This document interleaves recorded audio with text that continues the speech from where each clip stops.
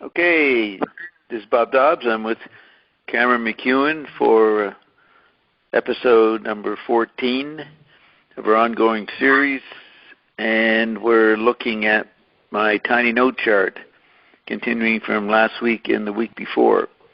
So, assuming the listener has caught up to where we are, what I wanted to say was we left off, for example, in the homeopathic radio/satellite, you have 89 is the first word underneath it. So that's part of the gene. And you'll see in the same position another part. If you go down to homeopathic television satellite, you'll see in the same position the first word underneath. You will see guanine. Then you'll go down to homeopathic computer/satellite. You'll see thymine. And then homeopathic satellite, first word underneath that title, cytosine. So that's your 4 parts of your DNA. But the fifth one, under anthropomorphic physical, you will see in that first position, far left column, uracil. That means we're now dealing with RNA. So RNA is known to be part of the messaging or information processes of the gene. So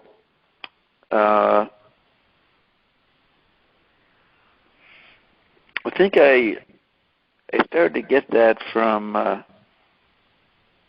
Baudrillard. I think Baudrillard talked about the recombinant RNA and mentioning the RNA more than the DNA. So I want to... I think you talk about that a little bit in the book, actually. Okay, yes. And the point is that this chart is about the messaging of media. So I want to have the cell parts for the first 4 quadrants, and then have this fifth part indicating the RNA. Let me just put this in here. And the vaccines for COVID are RNA-based, at least the ones that work. Yes. So you're looking ahead here to something, and or at least, I guess you're looking ahead both to your own stuff and to the vaccines. And with the vaccines, at least, there's a great question of whether or not the RNA messaging to DNA is a good idea in the long run. Yeah, this is 1995, and right. I'm not a scientist at that point, and I might think in terms of DNA. But I shifted to RNA, and that became very appropriate because when we started to talk to ION, 2009 and 2010, ION stressed the importance of the RNA over the DNA. And our first product, the RNA drops, they affected the RNA, which affected chromosome 14, which then altered the DNA. And so Carolyn learned a lot more about the RNA at that time and thought more about it. At which time? About 2010. Okay, so you're talking 15 years later. That's right. And, ION shows up 2009, and I had based the chart on the mirror technology, the the injection of potentized herbs into acupuncture points. So there was you had based it on the mere analogy, if I could say, but that's 4. So then by going to the 5, you were already beyond the original organizing principle. Yeah, I was thinking of my role interfacing between McLuhan, LaRouche, Thompson, and Croker. Also, the different analog media in each quadrant, which we'll get to in a minute. But I wanted to point out that Carolyn started thinking and learning a lot about the RNA from Ion, and within a few years, a lot of other scientists and like in Science magazine, they started emphasizing RNA more and more. So Ion said that Carolyn was on the leading edge of the RNA, and it prompted more and more attention to the RNA. Now, 10 years later, RNA is like they talk about in chocolate bars. Well, this has got RNA. Have you noticed that? Sure. Yeah, I think that's because of the COVID vaccines. No. This is like 5 years ago. The word the RNA function in the cell or the gene was way more prominent in pop culture than it was in 2010. So yeah, sure. I think that's because people started to see that there were environmental factors to DNA. There's a technical name for that, but I forget what it is, that were very important in the expression of DNA. And RNA was certainly a big part of that environment. Yes, it was the knowledge that people had of our cells started to emphasize the RNA over the last 10 years more and more. Yeah, that's right. The exogenetic environment. Right. So in that sense, I was lucky to emphasize the RNA in the Dobbs quadrant. Okay, so in that position, right under the title of each quadrant, you have the parts of the cell. Then you would, underneath in the LaRouche quadrant, homeopathic radiosatellite, you got a number 7. And then you go down television, same position. Underneath guanine, you have 22. And then 18 in that position. So all these words are lined up, and once you know that it's repeating the order, it's easy to follow once you see that, right? So the third word down is a movie, The Great Escape. Television satellite or the McLuhan quadrant is Blow Up, then Easy Rider. So if you want to see the phases, you just take a position in the column and see what words are in the same position in the next quadrant below. So the sports heroes go from Mickey Mantle to Gordie Howe to Will Chamberlain to Jim Brown, and then Wayne Gretzky and Magic Johnson. I added 2 figures in the Dobbs quadrant rather than just one athlete. So in the next column, going to the right, right beside homeopathic radio satellite, that's when you have opposite 8 and 9, you have newspaper. And then in the McLuhan quadrant, electric media is the top name in that column, underneath the bigger, darker words.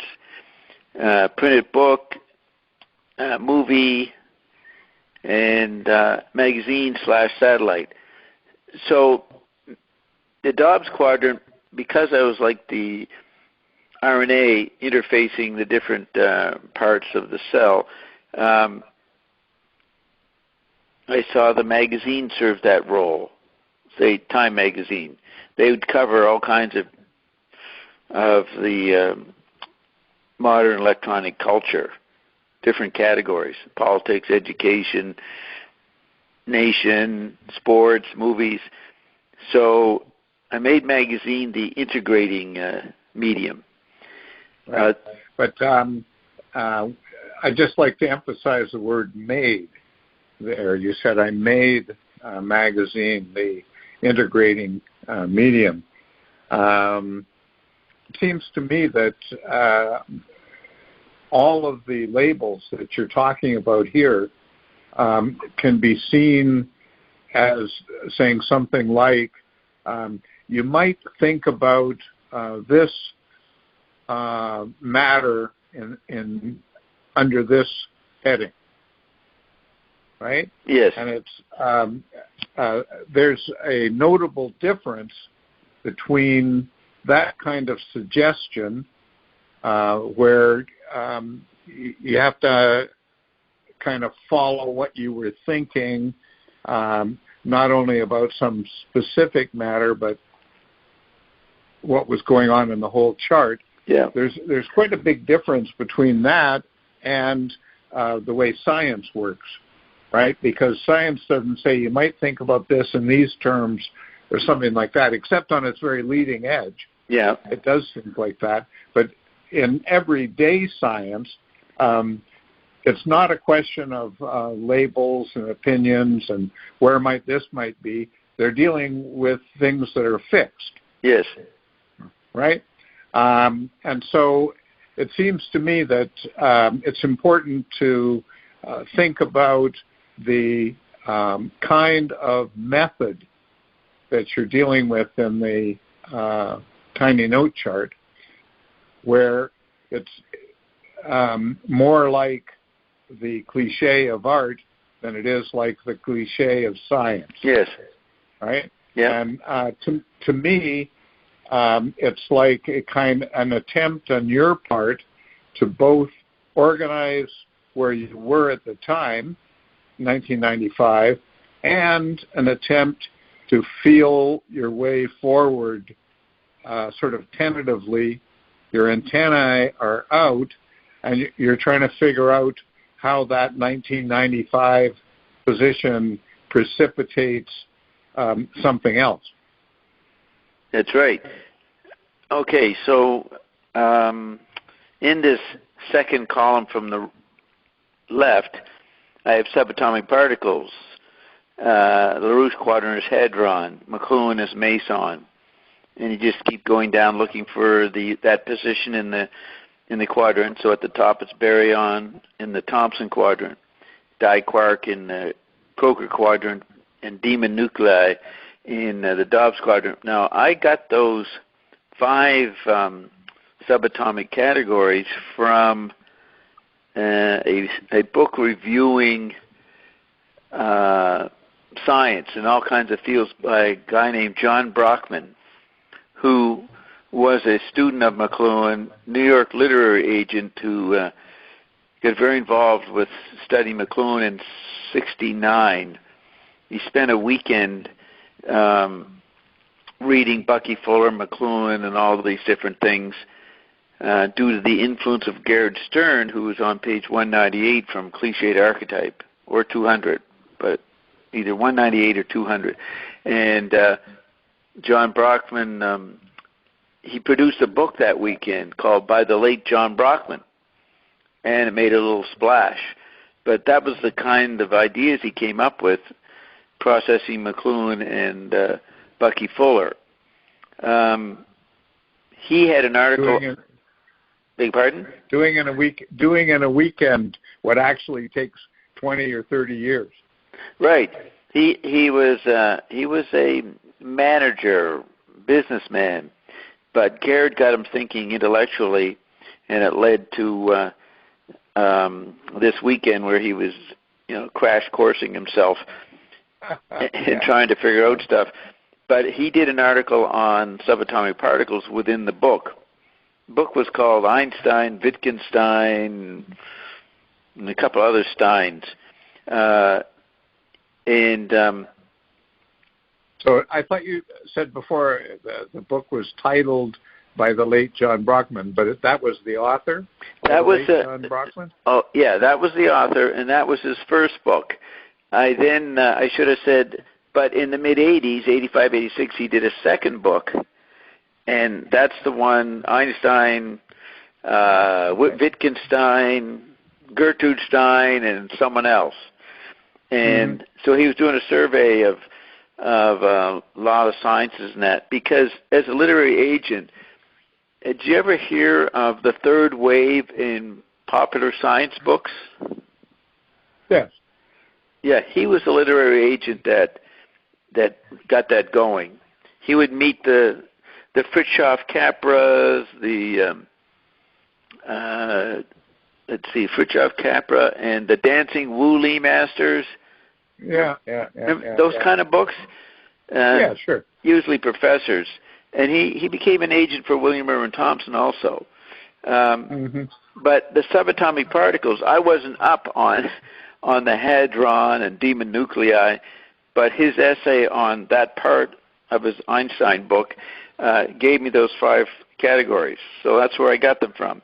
Demon nuclei didn't last.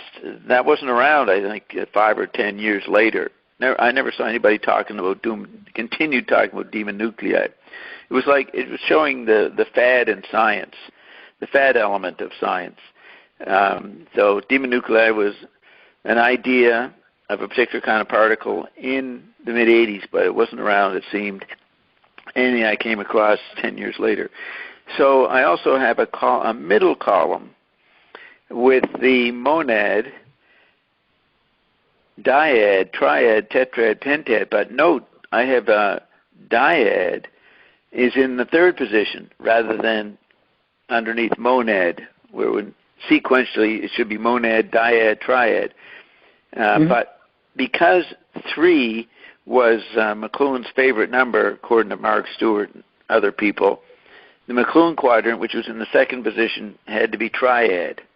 And Thompson, he was a mystical, dialectical thinker, so he was dyad. And Croker was tetrad, and myself was pentad, which was the tetrad done by the android meme. Okay, so let me ask you a couple of questions. Yeah. One is with McLuhan and the triad. You said that was his favorite number, so he had to be triad. Yes. But what's the force of had to be? Right. I mean, does that mean anything more than some idea flashed through your head and you said okay and wrote it down? No, I want to get to pentad. So something had to be tetrad, another quadrant had to be dyad, triad, and the fifth one monad. It's the order I'm talking about. And I understand that. So, yeah. But then you say, okay, McLuhan is 3, Thompson is 2. What's the force of that connection beyond you just no, I know what you mean. Authorizing it, specifying it. Yeah. Since McLuhan developed the tetrad, what his quadrant is triad, but he is actually operating from the 4th level, the tetrad. Now LaRouche was a monist, very influenced by Leibniz, so he actually was very politically dialectical. So he was actually from a 2 level. So his figure was monad, but his ground was 2. McLuhan's figure was 3, but his ground was 4.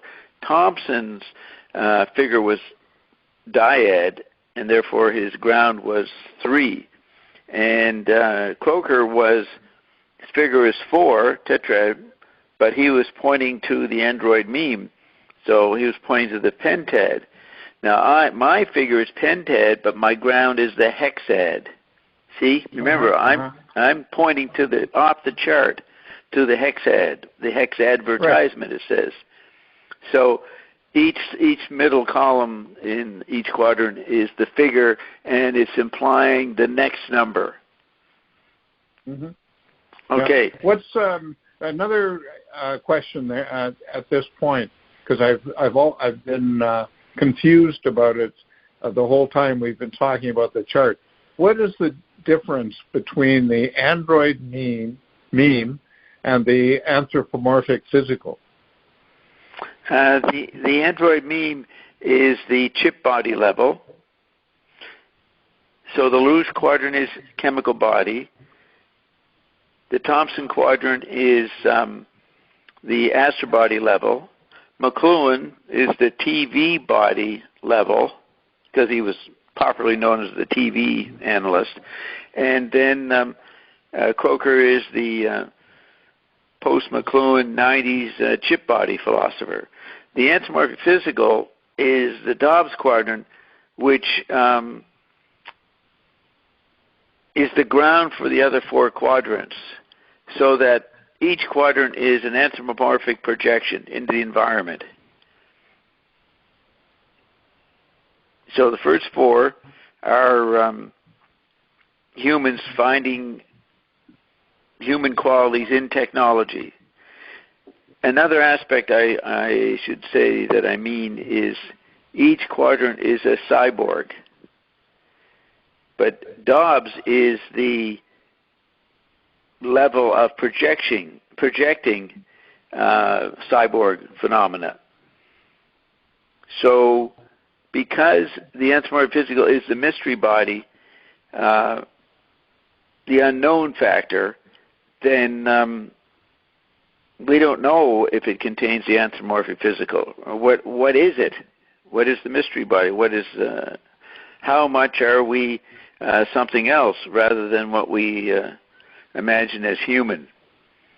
So when you talk about projecting at the Dobbs level, how is that different from the expression of the anthropomorphic physical in the four environments above it? Yeah. Dobbs is the ground. Dobbs is the bottom right-hand corner, Rumpelstiltskin. And 1960 to 1990 is the dates in the Dobbs quadrant. So the idea is that Dobbs swallows the previous four. So this explains why in each quadrant, in the middle column, under monad, you'll have a Shakespeare play, Macbeth. That's a tragedy. Triad, the McLuhan quadrant, has another tragedy, King Lear. And it's in the same position in each quadrant. Dyad is Othello, another tragedy. Tetrad, Croker, so Thompson is Othello. Croker is Hamlet, and that's another tragedy. But Dobbs's quadrant is Henry V, not a tragedy. And but you have two of everything in the Dobbs quadrant, so you also have Prospero, which is a fantasy alchemist. And that's pointing to the science that me and Carolyn were first doing with Mir, and then what we didn't know, but I predicted it, what we do with ion. So I'm emphasizing now that the thing was modeled, the chart is modeled on Mir in the mid-90s, but it turned out to be more accurate in terms of what ion gave us. So the chart is predicting ion more than Mir in the long run. Right. That's why I say that Mir is a 4-part, but the chart is a 5-part. Yeah, yeah. So it inherently reaches beyond the 4. Yes. Right? But I think it's important to see, you say that the anthropomorphic physical is both the ground of the 4 things above it, or the 4 environments above it, but it's also kind of the unknown projection from them. Yeah, the unknown qualities of human consciousness, or whatever we are. So Right. But it's important to note that there's a circle or a knot, K-N-O-T, in time there. Yeah. Right. So you have a ground that is actually producing effects, but at the same time, that ground is pointing towards itself in the future. Yes. Right. So this is an example of the kind of effect before cause that was constantly going on in the charts. Yes.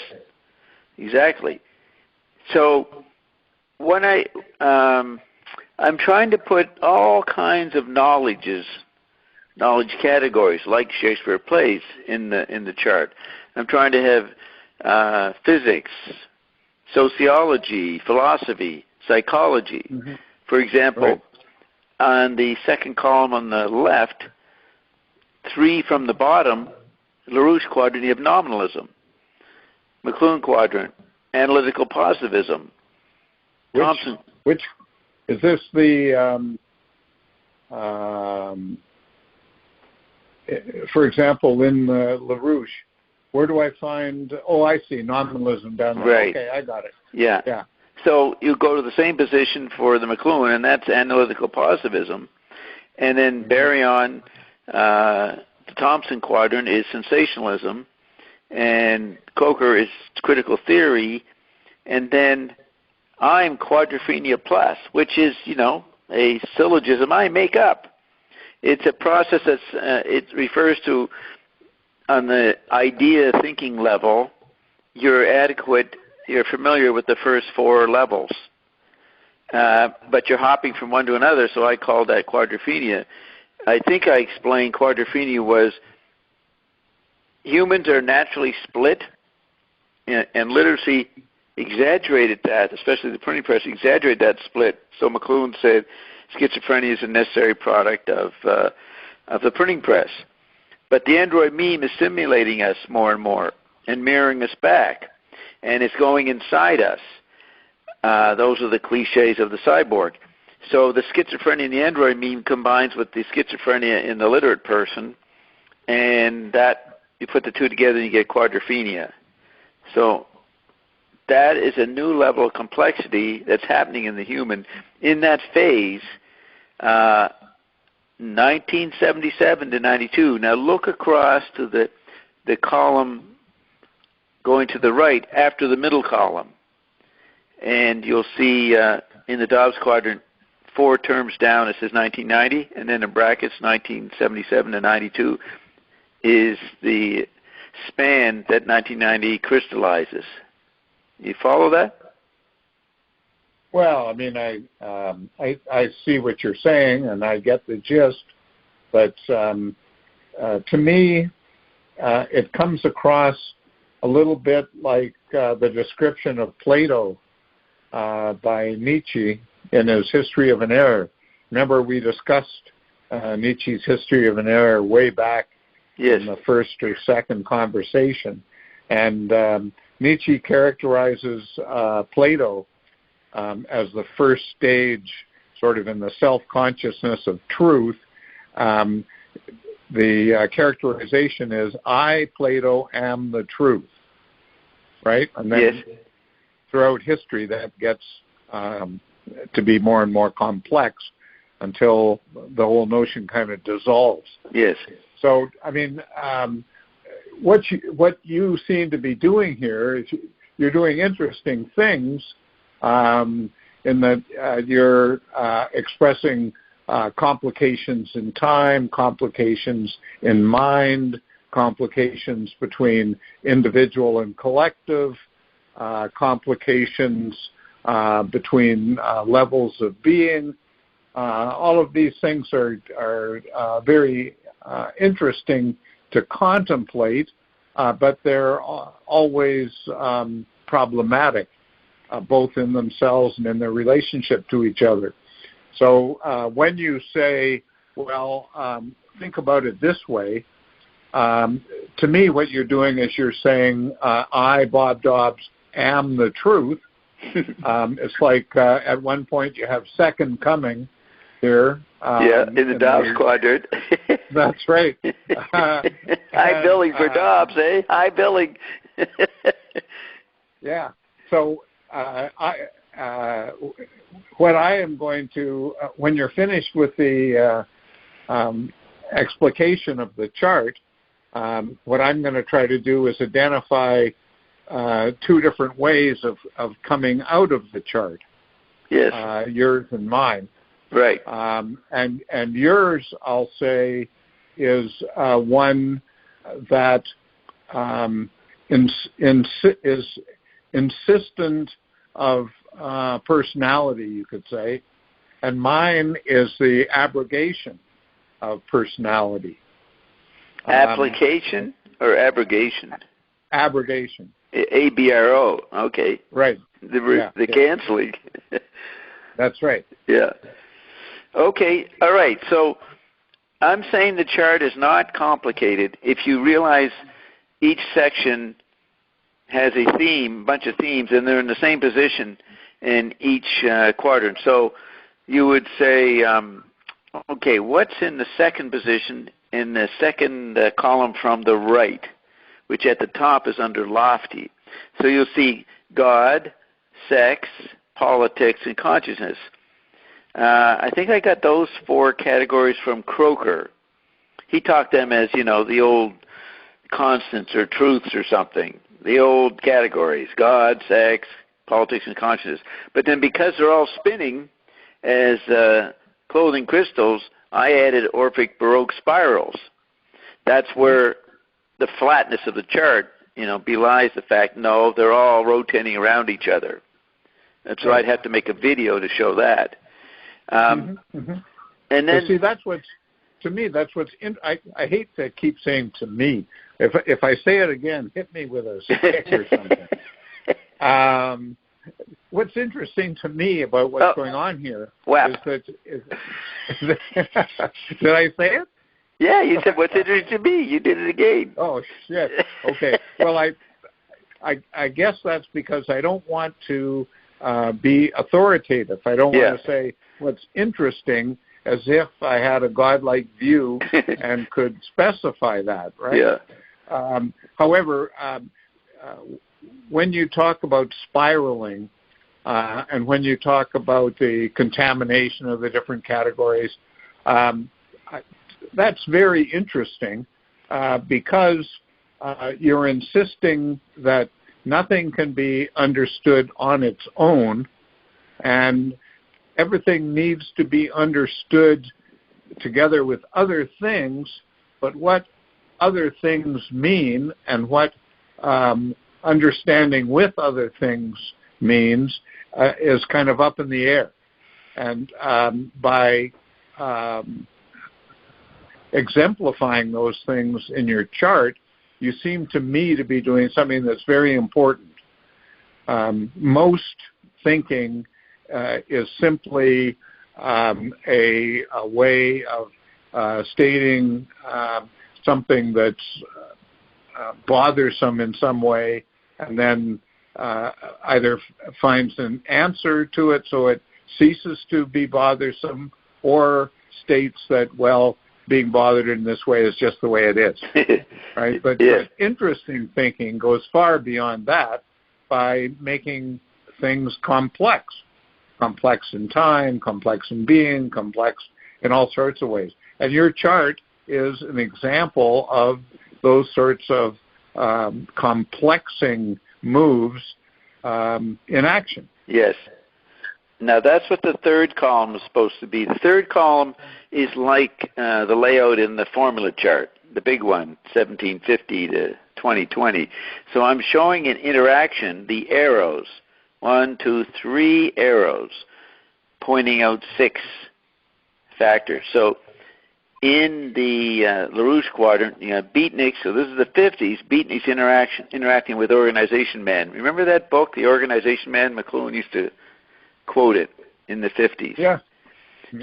That was by a guy by the name of White.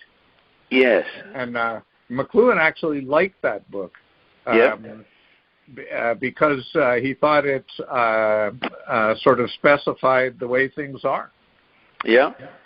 Okay, so there's the sequential part is I'm showing changes from 1960 1990, but actually 1947 to what's at the bottom there, 1992. I'm showing cultural shifts with the McLuhan idea that we're living 200 years every 12 months. So we're showing cultural evolution, cultural sociology, and the changes. So the 47 to 57 period is a more innocent period. So you have 4 from the bottom on the left column, inside column under Hadron. 4 from the bottom is Kiss. And then you move to the McLuhan quadrant, and you have fellatio/cunnilingus. That is the starting to move into porn, and more people picking up porn. The big breakthrough was Deep Throat in the early 70s. But that's the Thompson quadrant year-wise, 67 to 72. But I put unisex in that one. McLuhan used to write about unisex and explain it. And then in the Croker, it's joined at the hip, sexual process. And then the Dobbs quadrant is a horny device. People start having sexual dildos and things, right? Objects. So I'm showing a process as a change of consciousness through 60 to 90, which is leading to the dramatic point that Croker writes about, where he says our genes leave our body and jump into the virtual technology, the digital weirdness of a digital reality, which is a parallel operation to the analog extensions, which finished with the satellite. And then the digital was not extending our faculties. It was the machinic extending itself. So that causes a different kind of music, which I have over on the left, the second column from the right under God. You'll see the music is rap. And, more and more, I don't know if the millennials, they probably don't know this stuff. But we know, growing up when we did, we know about disco. That's just before rap. And we know that rock is the 60s, and rock and roll is the 50s, and jazz is the 40s. So it's a mechanical inventory of figures that people can identify with each decade approximately. But I'm trying to show the textural qualities of change. So that's the McLuhan aspect of it. But also, I got LaRouche in here. So you have in the second column from the right, in the third position from the bottom, I've got tetrahedron. And then I've got in the McLuhan quadrant, I've got cube, Thompson quadrant, octahedron, Coker's dodecahedron, and Dobbs' icosahedron. And those are the Platonic solids. They aren't necessarily sequential, right? They're part of whatever Plato meant by nesting the different forms. Mm-hmm. So it's not only sequence, it's also, intensities, a denser culture, more homeopathic. So I'm trying to include different ways the forms are changing. What McLuhan would call the language of forms. Right, but in fact, you already said that, but in different language, when we were talking about how the first 4 levels were projections or grounded in the 5th. Yeah. What's being said there is that the 4 levels are not sequential. They're in some kind of dynamic simultaneity. Yeah, especially because they have sequentially happened. 47 to 57 is the LaRouche quadrant. 57 to 67 is McLuhan quadrant. So I work my way through till we get up to 1990, which is the 1977 and 92 phase. What was I going to say about that? Well, I kind of interrupted you, I guess. Yeah. You were talking about how the Platonic solids are not diachronic; they're synchronic. Right, and that's LaRouche knowledge. You learn about Plato and the higher hypothesis from LaRouche. That's his organizing mentor. McLuhan has the vortices. Thomson has something else. So I'm interweaving the cultural evolution from Thomson's point of view, with McLuhan's point of view, with Croker's point of view, and LaRouche's point of view, and then the Dobbsian view, which is some kind of successful outcome, is what the Dobbs quadrant. It's, you could say in civil terms, it's an optimistic view of where we were going in 1995, 5 years before the millennial, what they call it. Yeah, 2000 was a millennium, right? Millennium, yeah. Mm-hmm. And there was lots of cultural anxiety leading up to that, expressed by Y2K in 1999. Mm-hmm. So right. I'm including, the biblical second coming, Armageddon, and apocalypse. That's implied. So all these memes, what become memes in the information society, all these processes that then become potentized, softwareized, evaporated, and then less hardware, more software. I'm projecting we're going somewhere. There's an order from different thinkers. They all have an order that's unfolding. And I'm showing the mixture of orders because I'm showing the different systems, like LaRouche's in my Up the Orphic Ante essay that this chart is illustrating. LaRouche's technological liberalism, McLuhan is Catholic Thomism, Thompson is Buddhism, Croker is Marxism, and you could say maybe anarchy, but I'm not, nihilist. Comprehensive, maybe the encyclopedic function that's happening to people as the 60s, 70s, 80s unfold. If you're still alive, you can become quite comprehensive in your thinking, way beyond any previous centuries in terms of cultural acquaintance. I mean, you could easily be aware of all parts of cultures around the globe in the global theater, whereas it was a lot slower to acquaint yourself with everything on the planet, 100, 200, 500 years before. You could travel around the planet, in 30 years, and walk from one part of the 7 continents to another. There's a speed up here and an access. So, right. But you could say,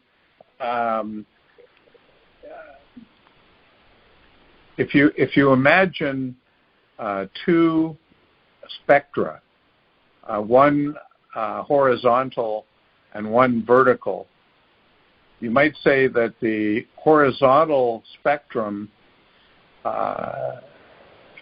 could designate speed, and with time there was a tremendous speed up, so that the position of the planet tended towards the speed end of the horizontal spectrum. Yes. But if the vertical spectrum represented depth of thought, I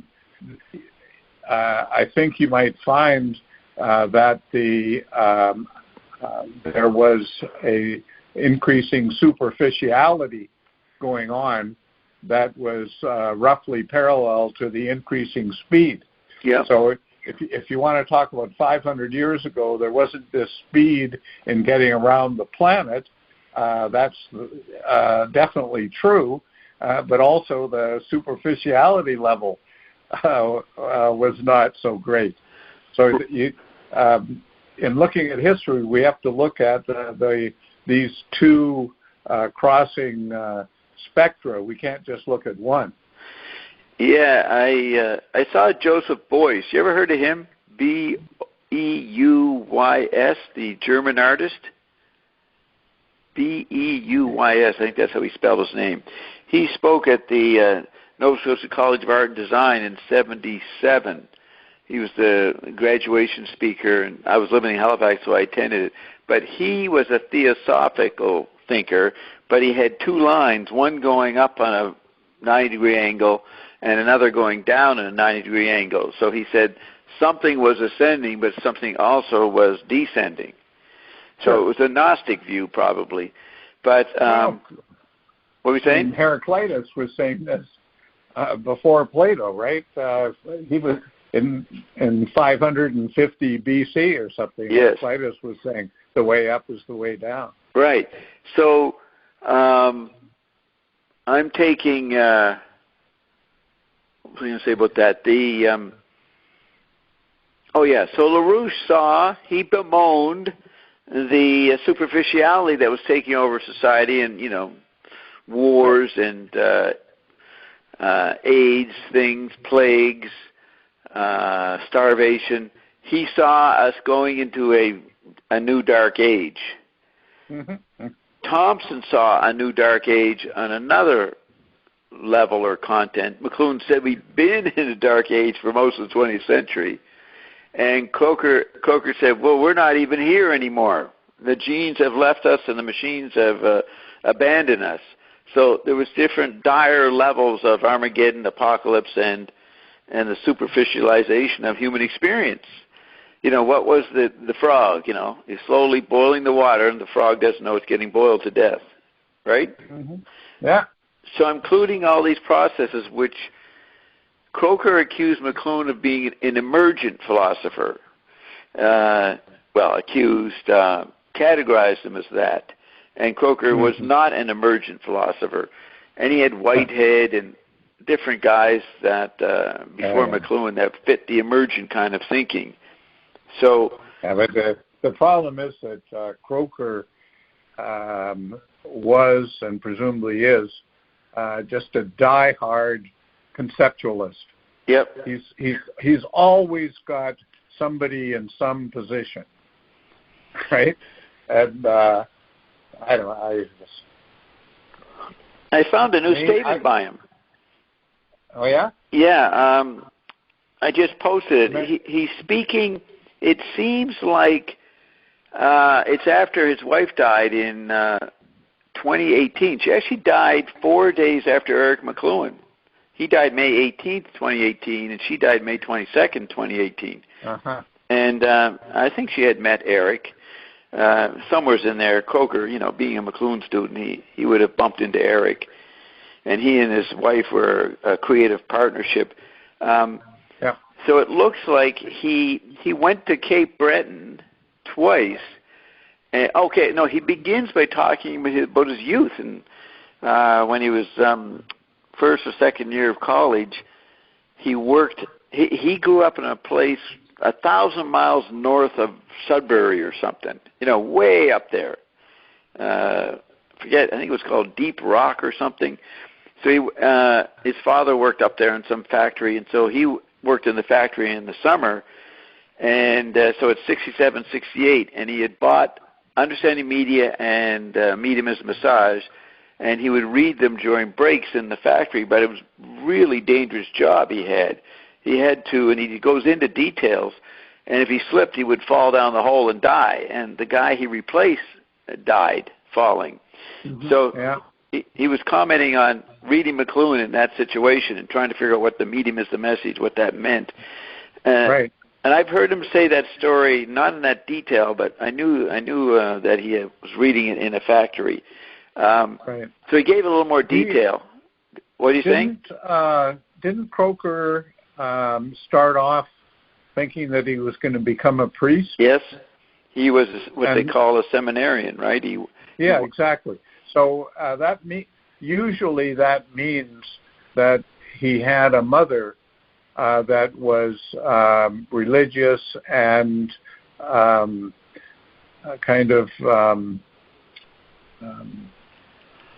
religious in a good sense, right? Usually a person wants to become a priest because they've seen the mother as a kind of role model of somebody who's well fitted to life, you could say.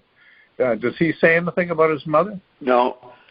He did say once he mentioned his father and the tragedy of that labor class being obsolete. Whatever kind of hardware work he did was over in the 70s and 80s.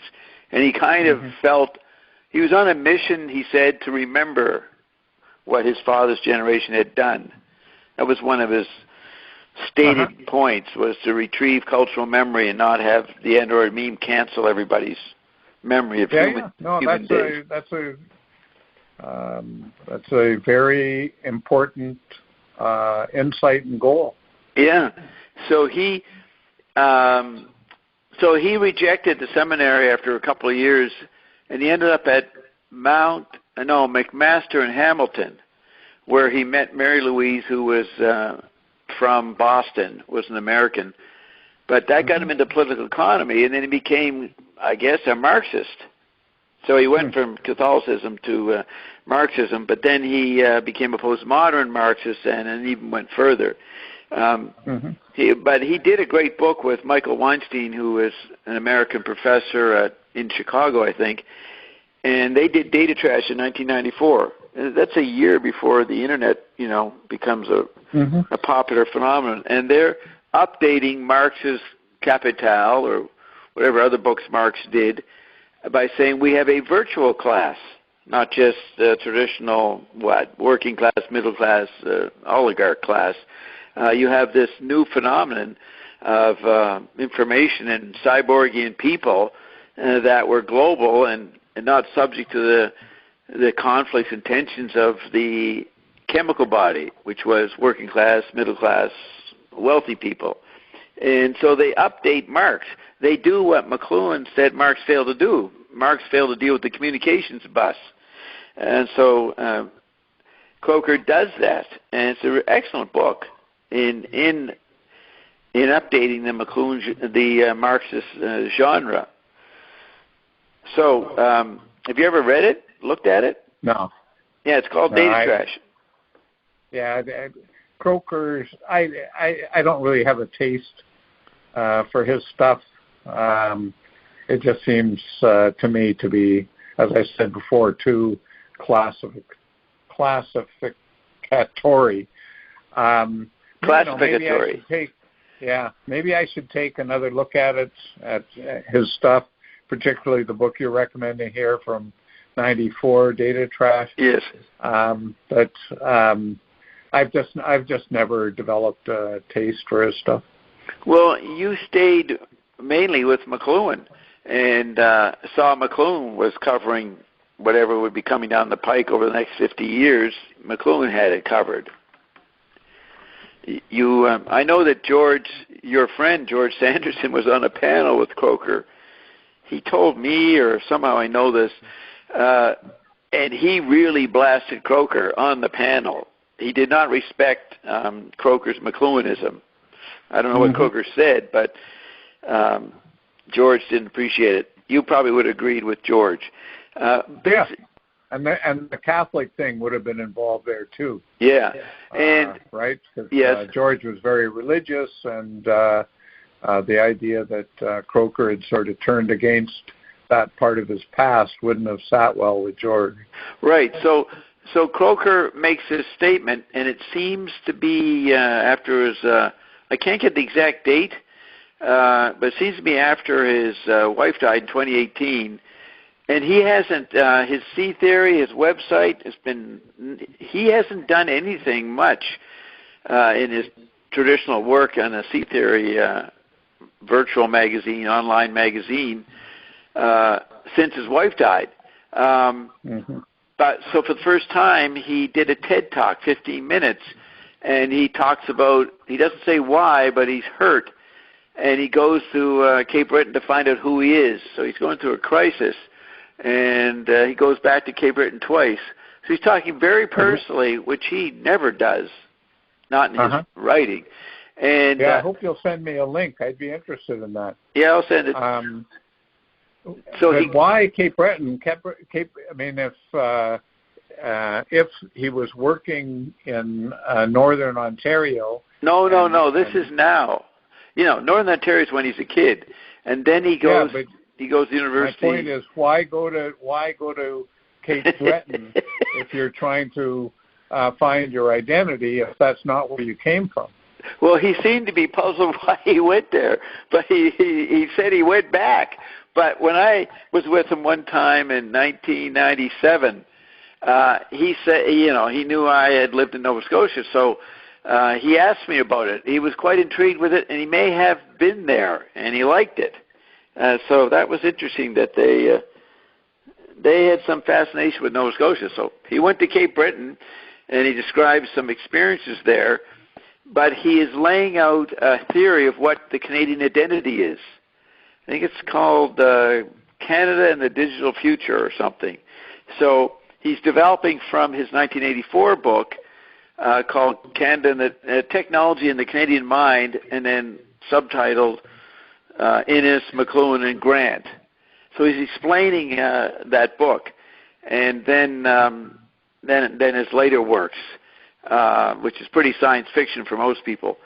But it's go ahead. He had a parallel track where he was doing philosophy as well as this data crash stuff.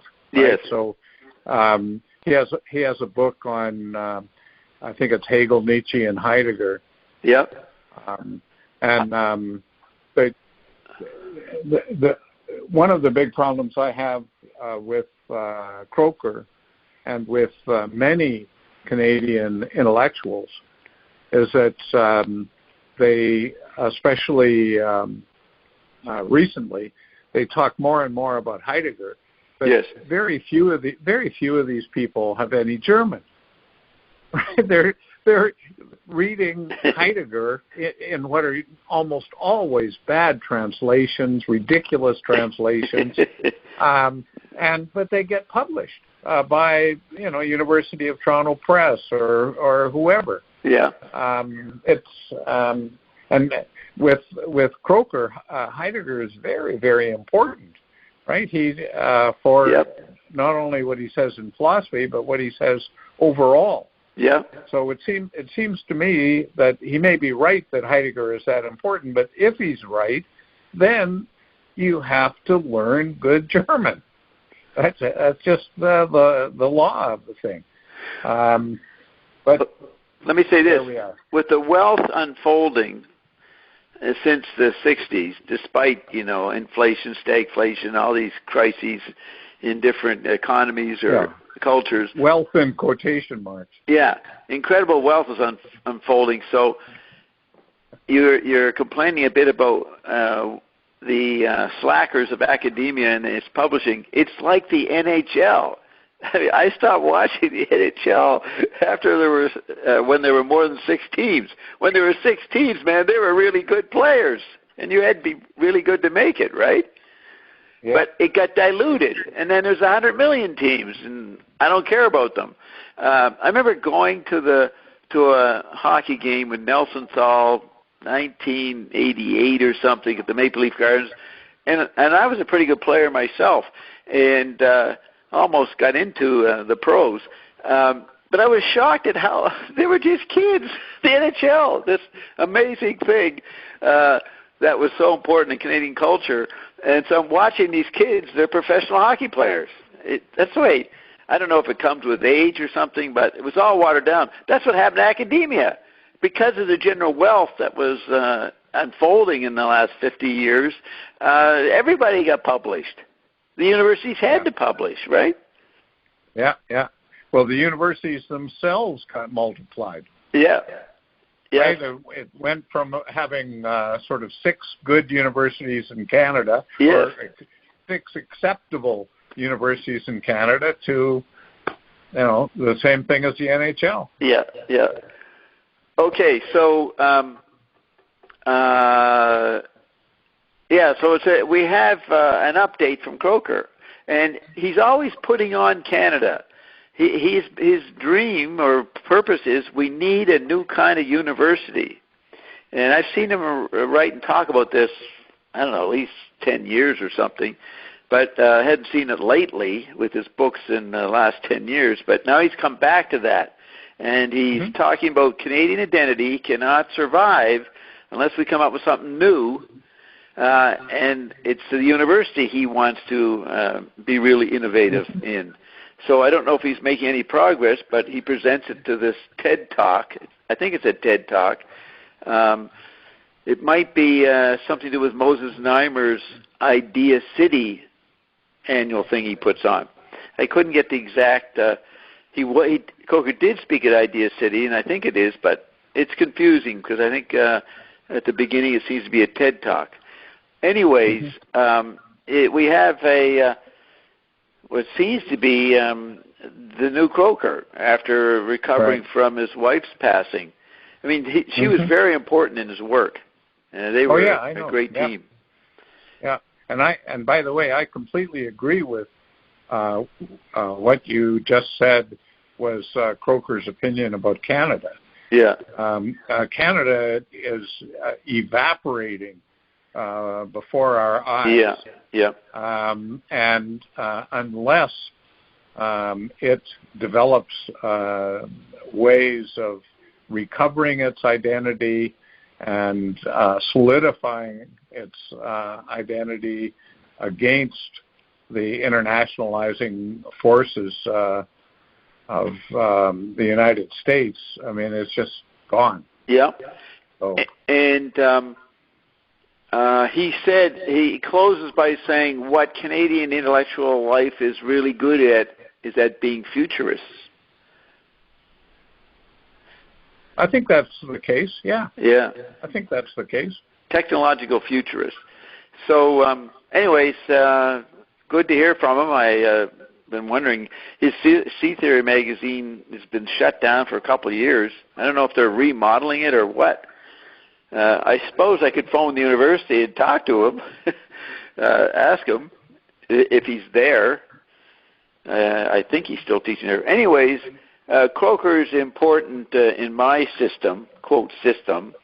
I think he was one of the best poets of the 90s. He wrote a new kind of poetry. If you look at McLuhan as a poet, Croker, in the McLuhan genre, made a new next generation kind of poetry in his writing. So I value that. So what you have in my chart, you got two Americans, Thompson and LaRouche, versus or interplaying with two Canadians, McLuhan and Croker. And LaRouche was born 1922, Thompson's younger, 1938. McLuhan's 1911, Croker's 1945. So you got a young and old from each country. And I'm here today with dual citizenship. I'm a Canadian and an American. So I'm bridging. I'm the interface. But I'm saying that the technology that comes after the four phases is an integrating thing. So the analog media in Croker is movie. It's at the top of the column in his quadrant. The analog media in Thompson is the printed book, and McLuhan's electric media, and LaRouche's newspaper. So it's the complementary medium that goes with the era. So radio and newspaper go together. Television and electric pop culture go together. Now, the computer retrieves the book. A lot of people in the 70s and 80s started reading books, and McLuhan predicted that. He said the boomer generation, I don't think he had that term, but the TV generation, he said, would discover books in their 30s and 40s when they had finally developed an identity. The young tribal kids in the early years don't have a private identity yet. It takes them 30, 40 years. So I noticed as boomers got older, they did a lot more reading than they did in their 20s. in their 20s was the 70s, and the main medium was movies, if you remember. Everybody went to movies, seemed to get their cultural meaning from cinema. Do you remember that phase? Well, sort of, but I mean, you could also argue they got it from music. Oh yeah, music is it's the more powerful ground. As McLuhan said, we're living entirely by music. Probably the interplay of radio, television, computer, and holopathic satellite squared is a musical process, and therefore you have the non-musical media as a complementary. So newspaper, movie. One thing I'd note about the chart is that if you're looking, for example, at newspaper, electric media, printed book, and movie, this is obviously not time in our usual thinking about it, right? Yeah. This is, you're skipping around, and that skipping around is kind of what builds the chart and what comes out of the chart as its question. Yes. Right. So the middle thing is showing because we're virtualized, magnetic city, McLuhan called it. We're in the global membrane. I had to cite ineffable, intangible civilizations. So the Thompson quadrant plays Atlantis off of Tokyo. And that's Thompson's book, Pacific Shift, 1985. That's culture, business moving towards China. The Pacific Shift, he called it, in the mid-'80s. And then Los Angeles is Hollywood and more virtual entertainment. So that's Lemurian. And Lemurian is based on a very private source of information. The Evergreens channel through Michael Blake Reed described the difference between the Atlantis culture and the earlier Lemurian culture. And the main thing about Lemuria was the king could not see anything below the court. So if a bridge fell down, he would make a gesture with his hand, and a couple days later the bridge was back. But he couldn't see the people who built it. So he thought he manifested it. So this is very early consciousness, according to the evolutionary setup of the Evergreens philosophy or history of cultural evolution. Lemuria was about 18... Remember in the history of an error from Nietzsche, I, Plato, am the truth. Say that again. In Nietzsche, what? In Nietzsche, in his history of an error, which we've talked about many times, he begins with, I, Plato, am the truth. Right. And I brought that up as being sort of I, Bob Dobbs, and the truth earlier in our conversation tonight. Yes. But here I'm just saying that your representation of the Lemurian king is just that. Yes. I, the Lemurian king, am the truth, right? Right. And Plato wrote about Atlantis, you know. Absolutely. So I was just going to ask you about that. When you say the opposite point from Tokyo is Atlantean, it's hard to know if that's the current sort of NATO structure based on the Atlantic Ocean, or if it's some sort of mythic idea of Atlantis. It's mythic. It would have to say Atlantic if it was NATO. But but look at what I have. In the LaRouche quadrant, it's Egyptian versus Paris, interplaying with Paris. And there's Napoleon, these guys, they brought a lot of Egyptian artifacts to Paris. And Paris was the hip place for people in their 20s and 30s. They would go to Paris. Trudeau, after World War II, went to Paris. You know, you went to Paris in the 40s and early 50s. You didn't go to New York so much. But then New York became the hip place. in the 50s and 60s. So you have Chinese versus New York. So these are cultural ghosts or horizontal phenomena, threats in the global theater. And then Atlantis versus Tokyo, and Lemurian is Los Angeles. And since the Lemurian king didn't see anything below them, that's the metaphor for Los Angeles executives who manage these colossal entertainment environments, and you don't have much access to them. They're the virtual class. It's evolved to that point in the 70s. So that's why Lemuria is retrieved in relation to Los Angeles. But it's a very particular source. Michael Blake Reed channeling the Evergreens. That's an idiosyncratic source for me to use. But I liked what I learned from the Evergreens, so I stuck it in there. So sometimes you have some of my personal quirky biography in here. Now, I'm not trying to say that I'm the truth, but I'm saying that media is becoming co-anesthetic. That's Thiel's term. Do you know that term? No, you've talked about it in the past, but right. I'm not familiar with it. Well, you're more and more, media is putting you in the driver's seat.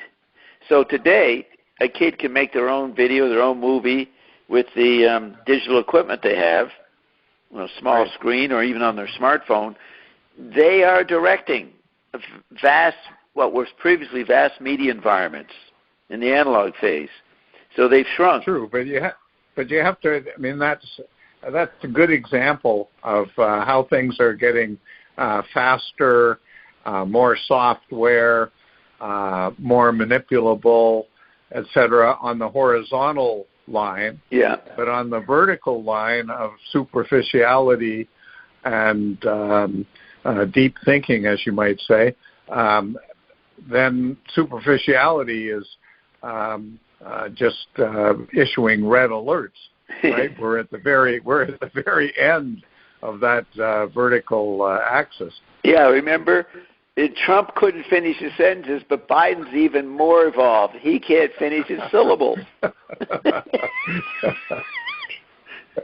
There's the weird involution or something that's happening. But so I'm trying to show those kind of negative effects, right. disservices as well as services. And we can't tell who's winning, services or disservices. What'd you say? What is 2214 in the Lemurian spot, but in your well, I'm glad sector. you brought them up. That's very important. If you look in the far left column, you'll see in the second position under the title, Homeopathic Radio Satellite, you'll see 7 in LaRouche. McLuhan is 22. Thompson's 18, Coker is 14, and I'm 8.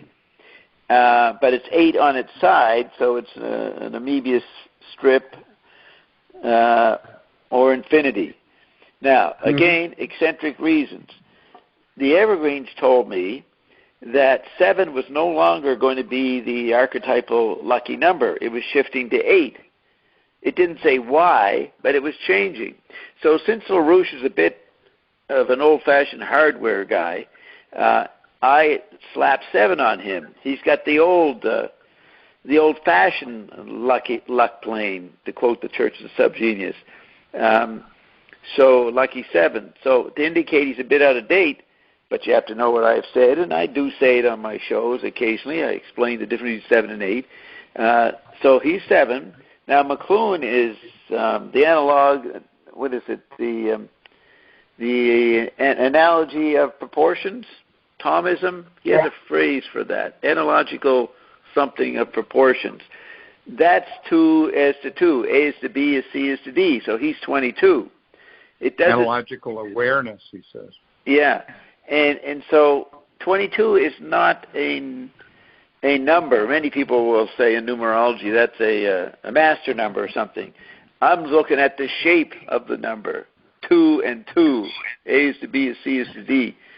Now, 18 is Isis in mythology. I can't remember where I saw it, maybe in the occult. Isis was symbolized by the number 18. Now, you'll look in the Thompson quadrant, you will see cowgirl, second from the bottom, as opposed to detective. McLuhan used to say he was a detective. And lawyers, Zappa said in the 80s, we got too many lawyers, so that's the Thompson, the Croker quadrant. And in mine is producer. And that's a general term. People were able to produce all kinds of media by the 90s. And one of the phenomena was zines. And you'll see above producer, Ben is Dead. That was one of the first and more popular, well-known zines called Ben is Dead.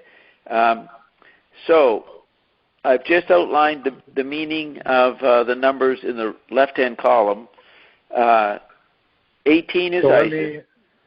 Let me just ask some questions about this. Yeah. First, when you say 18 is ISIS, probably that has to do with the numerical equivalence of the word ISIS in Greek, because all the Greek letters were also numbers, right? Yes. So if the ancient association was with ISIS was 18, then that'll be the sum of the Greek letters.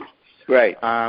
Then when you have the 8 on its side in your quadrant or your section, in your quadrant, the 8 on its side is infinity, but it might also be taken as the line in the formula chart. Yes. The flat line.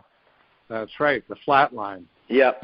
So it's a kind of reaching back to the formula chart. Yes. At the same time that it's reaching ahead into something unknown on the other side of the tiny note chart. Right. Now, I didn't explain 14. Now, this is unique. Because we were in the global membrane, which is like an intense, dense global theater with less theatrical structure, people are just super angels, was McLuhan's term, everywhere at once. That unity factor is symbolized by 1. But 4 is quadrophenia. And in each quadrant, you have a condition, paranoia, schizophrenia, hysteria, and panic. So people put on the surface, more and more surface of their lives, they put on these emotional intensities. And they fake these panics, hysterias, and schizophrenia, or they exaggerate it as they flow around the global membrane. So 1 and 4 has a symbolic meaning, right? See what I'm saying? Mm-hmm. It's 1 and you're 4. And then 8 is... That's like the way ISIS might be a sum. The 14 is not a number. It's a configuration. That's right. It's a condition.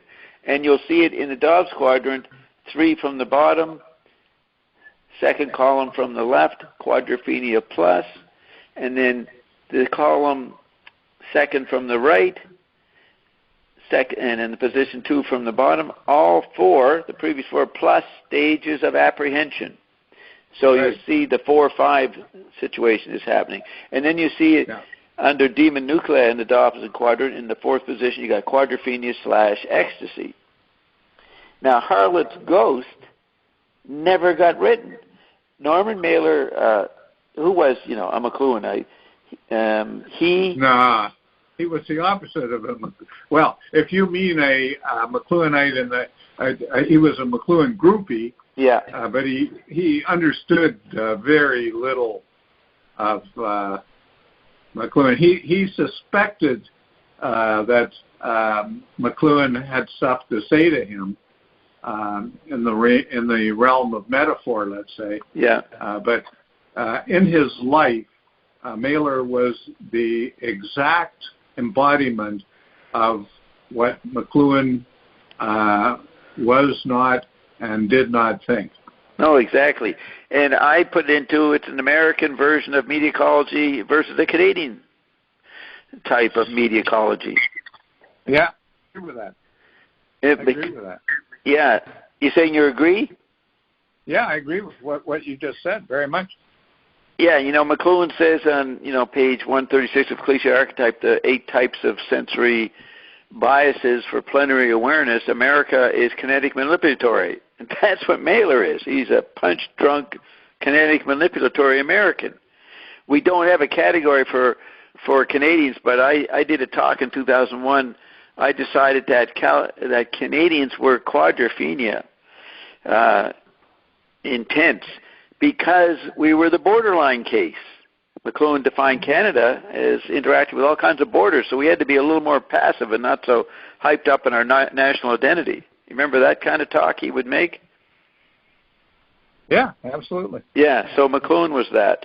And you see that panel with him, Mailer, and Malcolm Muggeridge done in 1968. Yeah. That's amazing. McLuhan's just sitting there very relaxed, kind of smirking, above it all kind of thing.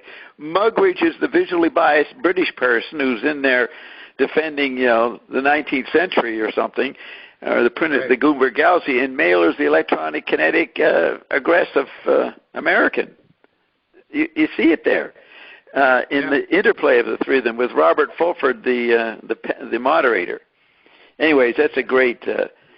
I've shown that to people. In the McLuhan revival, Americans I met in New York in the 90s, they didn't know much about McLuhan, but they could look at the debate between McLuhan and Mailer in 1967, some CBC show.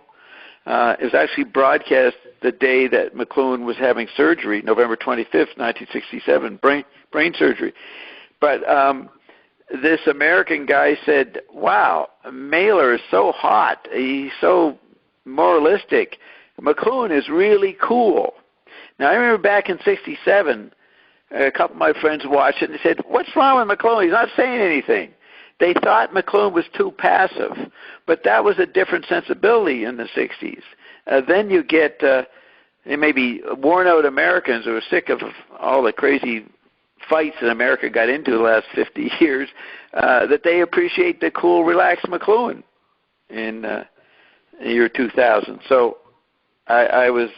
That's unfortunately, in the United States, that idea of being relaxed has basically lost out to the Mailer. Mailer's whole need was to be a unit.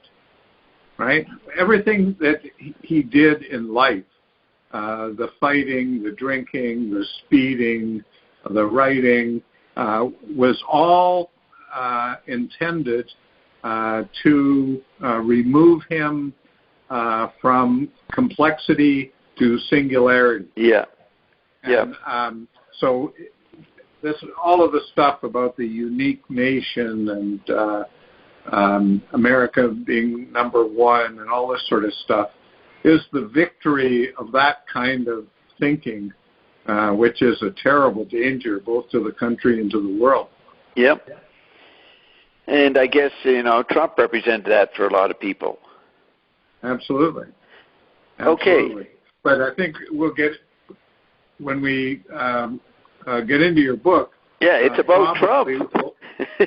Yeah, well, but we'll probably see that the figure is more complex than that. Yes, it is. Yeah, that there's stuff going on.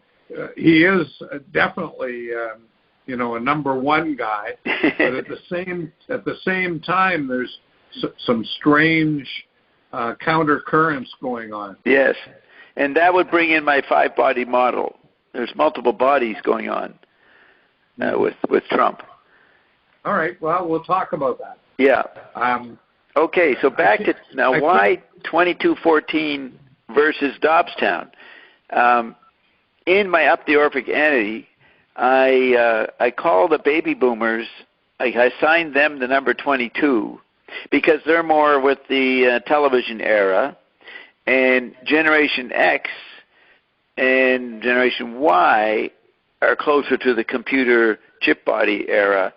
So that's 14. That's Croker, 1-4. Remember Croker's chip body. So you have the two generations, 22 and 14, and they're fighting or interacting with me, which is Dobbstown, and I'm on another level. And Dobbstown, in the essay, I talk about the kids born around 1990, at the end of the Cold War, and I say that has a big effect on them. And so they become the millennials. And I was talking tonight with Carolyn about the characteristics of the millennials, and I said, a lot of those are what people think I have. So I said, these are my kids. And that's what I predicted in 95 when I wrote about it. So I represent the kids, Generation Y or Z, or whatever they are, the post-Generation X, the millennials. So, yes, there is a part where Bob is, I am Bob Dobbs, the Center of Culture and Technology, and but I'm also saying it's a tendency that everybody's getting into. Everybody becomes the co-anesthetic director or producer of their five-body structure, and they're all quadrophenic. So I'm an artist, a mirror of what has happened to the generations.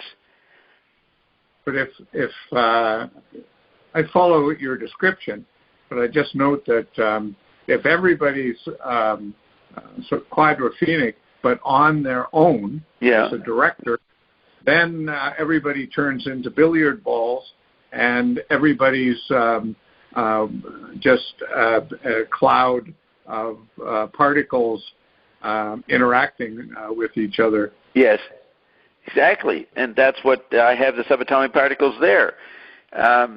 Because in the end, this is a chart of 5 billiard balls in 1995 in the after image of the Android meme, which is leading to the tech body, though I didn't know that at the time. I just knew we were going someplace very strange, and I was trying to show how we got there, the steps in the chart. Right. But notice that if you say, I'm trying to indicate how we got there, there presumably is the tech body. Yes. And so when somebody writes the history, the genealogy, the etymology of something, they have to go back from the new thing. Yes. So one of the problems, as I see it, with the tiny note chart is that you want to have it both be something indicative of something in 1995 and be the proper background of something that happens 15 or 25 years later. Yes. And I'm not so sure that those things are very compatible. Yeah, I don't know. I'm trying to explain how they resonate or overlap like a moire. That was Thompson's term, M-O-I-R-E, with an acute over the E, I think it was. That means fate in Greek. Does it? But I was thinking of those things on tables, those cloths, in little patterns that you put maybe a dish on, and it's a mosaic or a moire pattern. This is overlaying. This chart is overlaying, 5 levels, maybe 6 levels, 6 nice, dainty little mores. What are they called? Dusters? I don't know. Doilies or something. Doilies, yeah, doily kind of things. Yeah, but that's not a moire, at least as far as I know. Maybe. There may be some English word that I don't know, or French word, or even Greek word, but I'm sure if Thompson is using M-O-I-R-E, he's using the Greek sense of the fate. In fact, there were 3 of them, mores. Of faith, F-A-I-T-H is what you're saying. fate, F-A-T-E. Oh, no, he meant that isomorphic. They're overlaying, and so you each layer, each doily had holes in them. So that's M-O-R-P-H-E, morphe. Well, he spelled it M-O-I-R-E. Let's just see what happens if you put that in. Moire. Well, it'll come up as fate in Greek. Destiny. Okay, so it's called a Moire pattern. And it says, in mathematics, physics, and art, Moire patterns or Moire fringes are large-scale interference patterns that can be produced when an opaque ruled pattern with transparent gaps is overlaid on another similar pattern. You get that? That's interesting. So what I would like to know is the etymology of that. That's very interesting. Sure, that's like an interference pattern in a wave particle experiment. Yeah, which would be included in my chart. Mm-hmm. Mm-hmm. So that's a side picture of it and a statement, but under Moire as a dictionary, it says noun, silk fabric that has been subjected to heat and pressure rollers after weaving to give it a rippled appearance. Then as a quote, a backless dress fashioned out of moire in the new fashionable color. And as an adjective, of silk having a rippled, lustrous finish. But it doesn't give the philology, etymology of the word. You have to go into a dictionary, I guess, to see that. Anyways, that's how Thompson meant it, and that's what I mean. No, that's interesting. I'm learning something there. All right. Yeah, in mathematics, physics, and art, Moire patterns or Moire fringes are large-scale interference patterns that can be produced when an opaque ruled pattern with transparent gaps is overlaid on another similar pattern. That's how is Moire spelled there? M-O-I-R-E with the acute over the E. Uh-huh. Huh. Yeah, I see that. I'm looking it up now. And it seems to be a French word. Yeah. Huh. Interesting. Right. So the tiny note chart is McLuhan's each new environment makes the previous one in an art form. So that pattern is in the chart. Then the Moire pattern is in the chart from Thompson. And then the nested 5 platonic solids is from LaRouche, is in the chart, or the chart can be seen that way. Croker, what is Croker? It's not human, is the Croker thing, post-human, which joined at the hip. I have. Male and female joined at the hip, so Croker quadrant is quite different.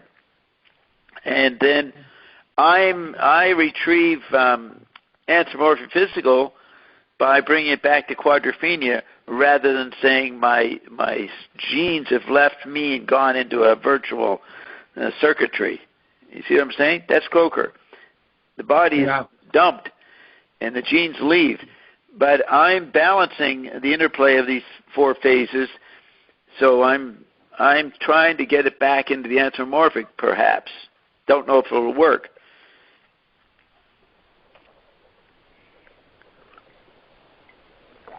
You see? I'm being an ecologist there. Paramedia. I call it paramedia ecology. Okay, so the disservice or disease element is in the second column on the left, second from the left, 2 from the bottom. So back in the 50s, people were smokers. They had lung cancer. Then as the software effect of the global theater came in the later 50s and 60s, people's emotions started to get more aggravated. So you had heart disease. Then you get into the crazy 70s, and their discarnate superangelic selves are becoming irritated by the chemical body. McLuhan used to say we were yearning to drop the physical, go technosis, so to speak. So you develop environmental allergies. And then in the android meme phase, you can't keep up with the android meme, so you have chronic fatigue. Now, I knew these conditions from Carolyn. She was an alternative doctor, so she took on some of these things like chronic fatigue that mainstream medicine didn't even recognize. So I'm showing these new phenomena that I got from Carolyn's practice, like environmental allergies. Mainstream doctors didn't see that. And then you get into the Dobbstown anthropomorphic physical, and you just have immune deficiency. It's like an increasing, a worse problem than chronic fatigue. Now people have no protection. They're totally vulnerable on all 5 body levels, and that also is the time of AIDS. So you see that? Yep. So, and like many things in the chart, immune deficiency both points backwards to a problem and forwards to a potential solution. Right. And, our solution, the mirror is the solution for immune deficiency. That technology. So 22/14. Now, this has come about. The boomers and the Generation Xers, they don't understand millennials. Now, I'm talking journalistic, the mythology of journalism, and the crazy issues that journalists come up with, right? We don't understand these kids. These millennials are very different, and that's addressed to the baby boomers and Generation X, which were their parents.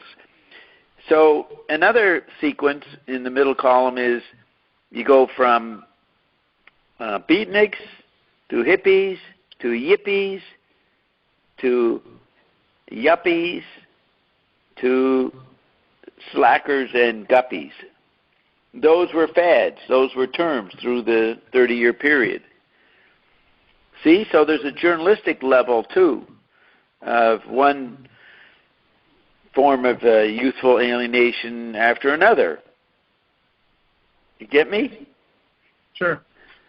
And then under God, the column 2 from the right, you have scandals, almost conspiracy scandals. So you have McCarthyism in the 50s, 47 to 57, crystallized in 1960.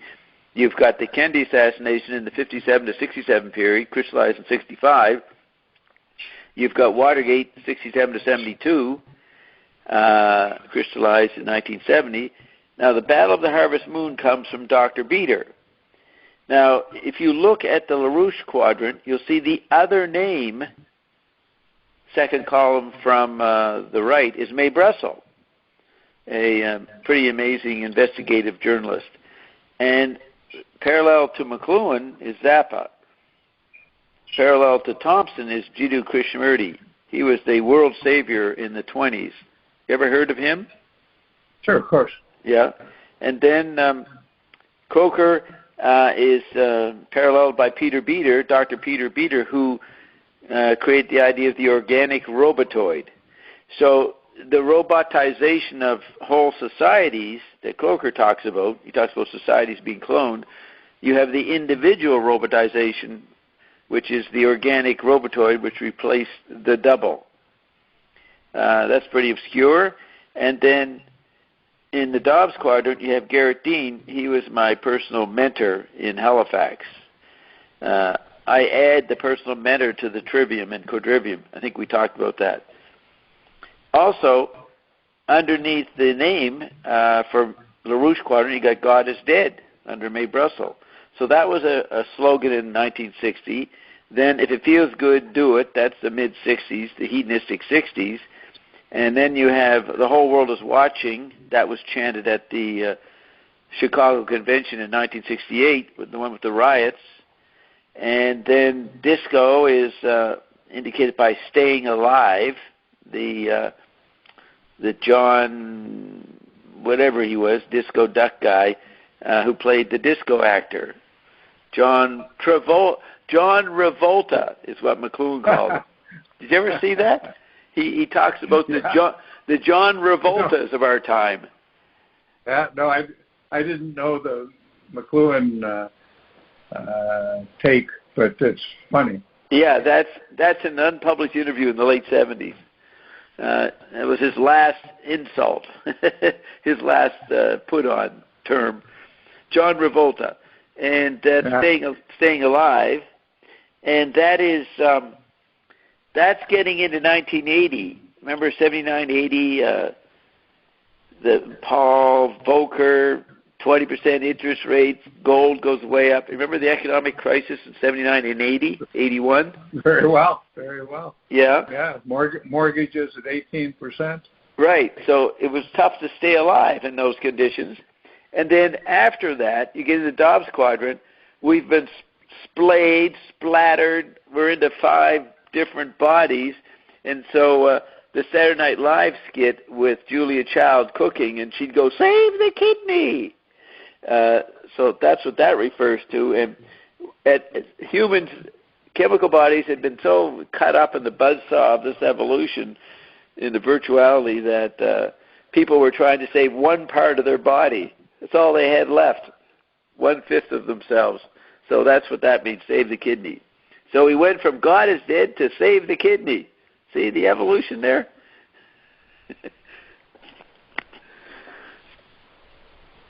Are you with me? Yeah, I'm with you. Absolutely. So there was this guy who did a report in the 90s. I found the book, and he did it for some, I don't know, Rockefeller Institution or something. And he came up with these 5 worlds. You know, you have McLuhan's first world, second world, third world, fourth world. He started talking about 1973. First world being advanced capitalism. Second world is Russian bureaucracy. Third world is the undeveloped world or developing world. And the fourth world is the electric world that goes around the first 3. Though some people use the fourth world for Aboriginal cultures, right? Okay. Yep. Parallel to that was, I have them italicized. So at the top of the far right column underneath the dates, say 1840, 1900, you have Officia state. 1900, 1980 is Media state. 1918, 45 is Gaia state. Dicea state. And what this journalist, the book writer, was meaning was Officia state is the growing bureaucracies in cultures and nations around the world. The media state is the McLuhan sense, the first world, new media environments. Then the Thompson is the ecology world of 1970, so I took the term Gaia state from the book. And fourth world... We talked about this last time, I believe. I don't remember going into it, but okay. But I have fourth world beside Gaia state. That's not McLuhan's electric fourth world. That's the Aboriginal world, because the Thompson quadrant celebrates ecology and primitive tribes and the Gaia stuff.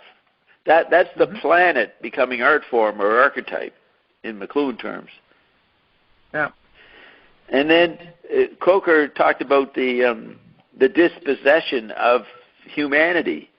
Our genes have left us. So that's the Dicea state. That's the term that this guy came up with, which was identified as third world problems. And then Corporatia state is not media, not Officia, not Gaia. It is the global theater, the Android meme, the super corporation. You could even say, big tech. So Corporatia, he meant it was first world advanced global technological environmental companies. And that was the fifth mentality. Right. But does that fit with the anthropomorphic physical? Yes. I thought the anthropomorphic physical was a ambiguous state, sort of the question of the anthropomorphic. And here, this seems to be a very kind of negative, yes, only negative thing. Well, it's from Thompson in his sequence. The fifth mentality is the strange world we were going into that nobody understood. So that could be put in the Croker quadrant, android meme, but I wanted to bring in the political concern of, cultures starving, dying, being wiped out, destroyed, genocide. Croker emphasizes that kind of view, so I put Odysseus state there. You could put Odysseus state in the Dobbs quadrant for the Armageddon apocalyptic scenario by 1990, but I used the Thompson quote. So you got to look up what Thompson meant by fifth mentality. It's a metaphysical condition.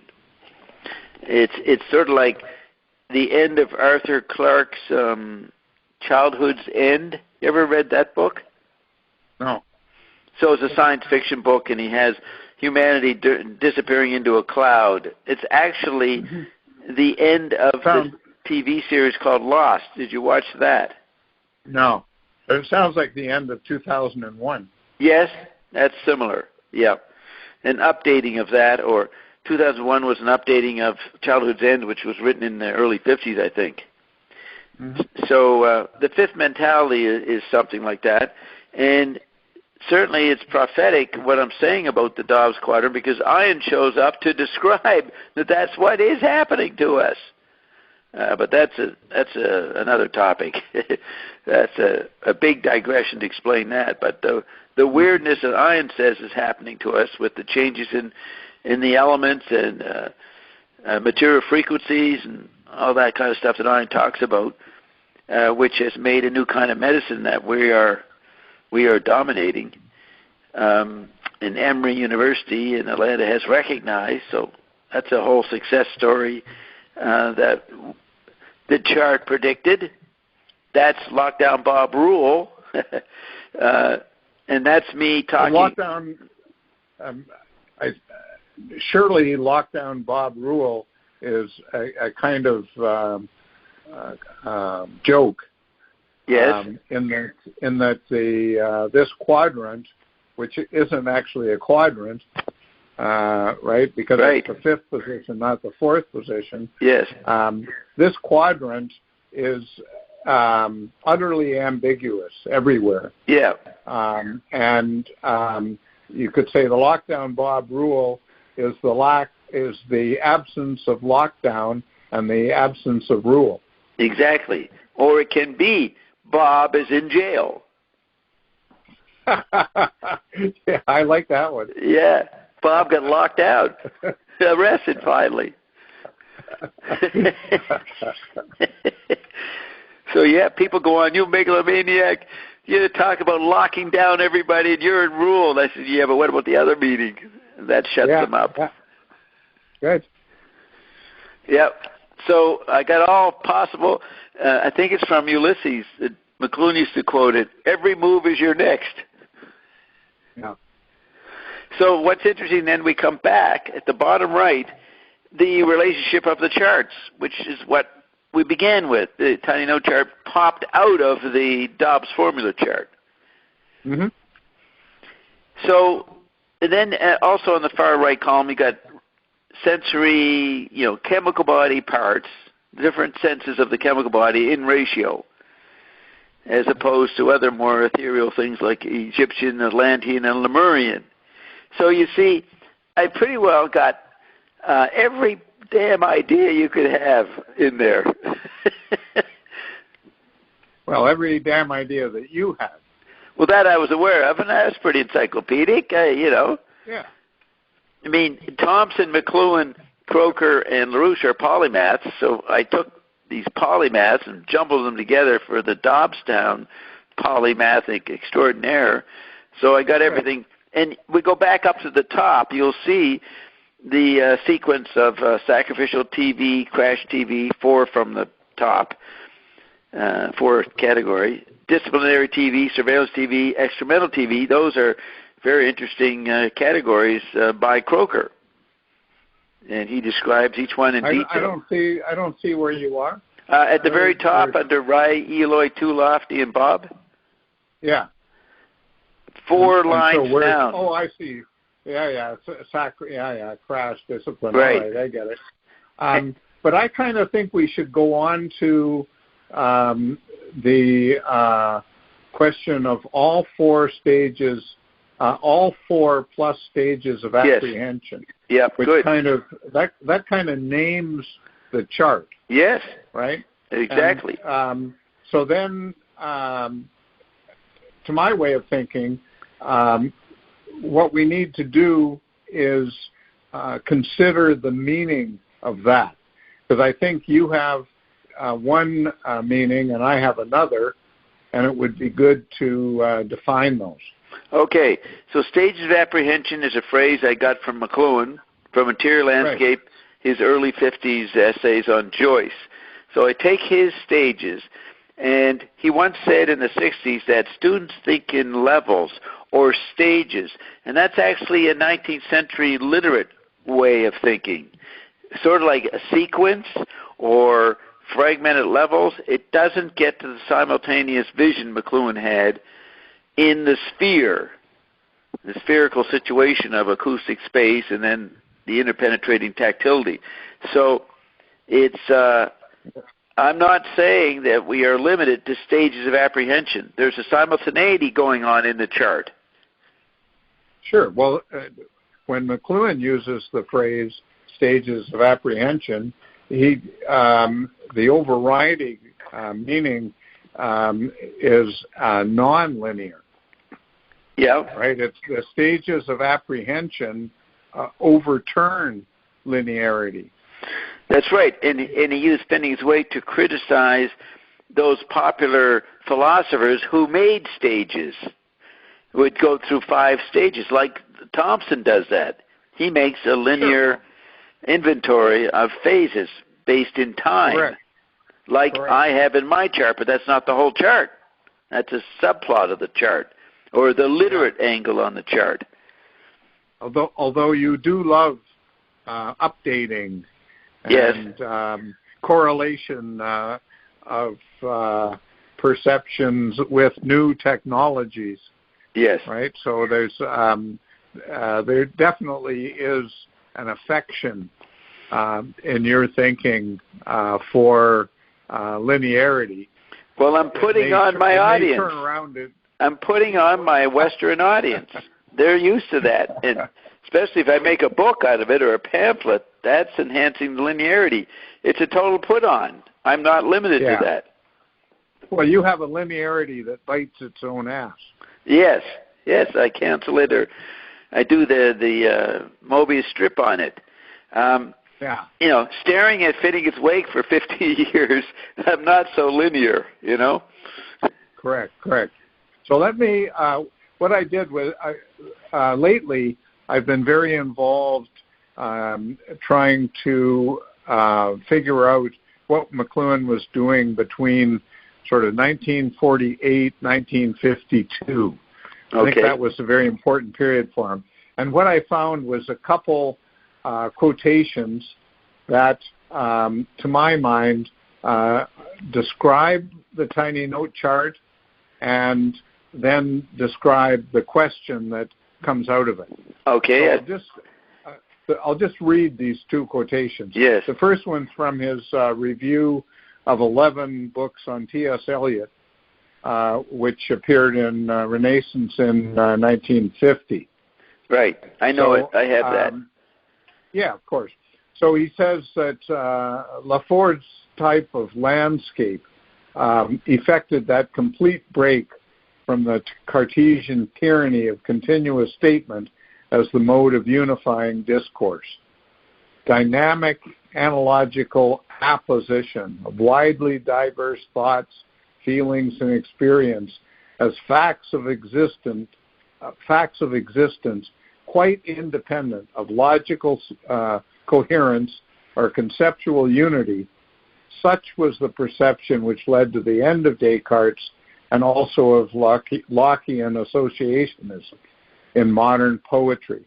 And to me, that seems like a very good statement of what the tiny note chart's doing. Yeah, I should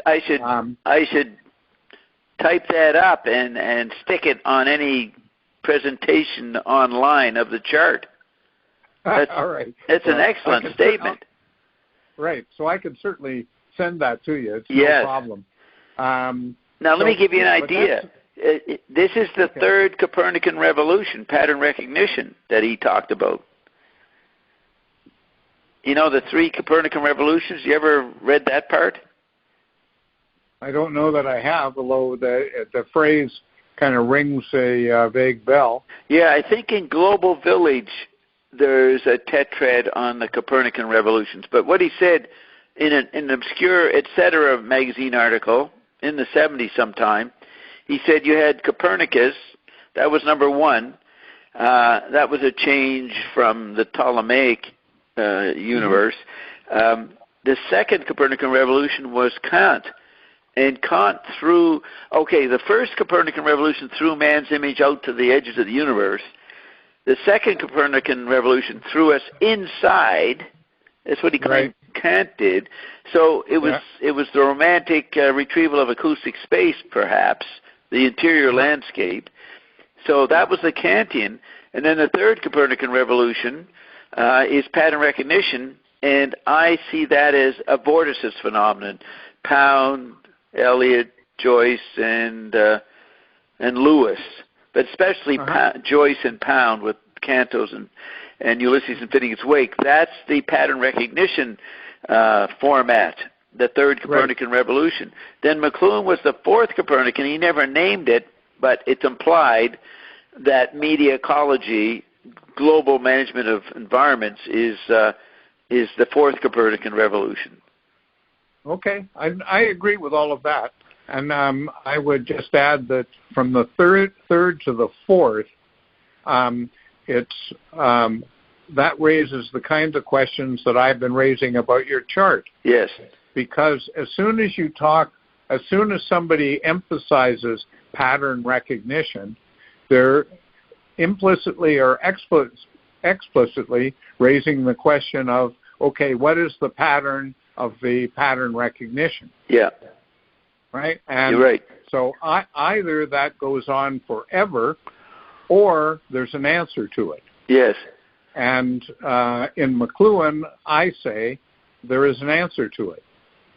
How would you say that answer? That answer is the science of the interior landscape. Okay, is that pattern recognition? It's the pattern of pattern recognition. So all human experience is pattern recognition. Right.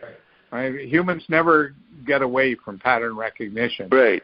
So the science of pattern recognition is the pattern recognition of pattern recognition. But what happens with McLuhan is that he says it would be Gutenbergian to think that we have the pattern. Yeah. Rather, what happens is we come into a what he calls open perspective, where I could probably read you some interesting quotes on this from McLuhan. Okay, but, do that.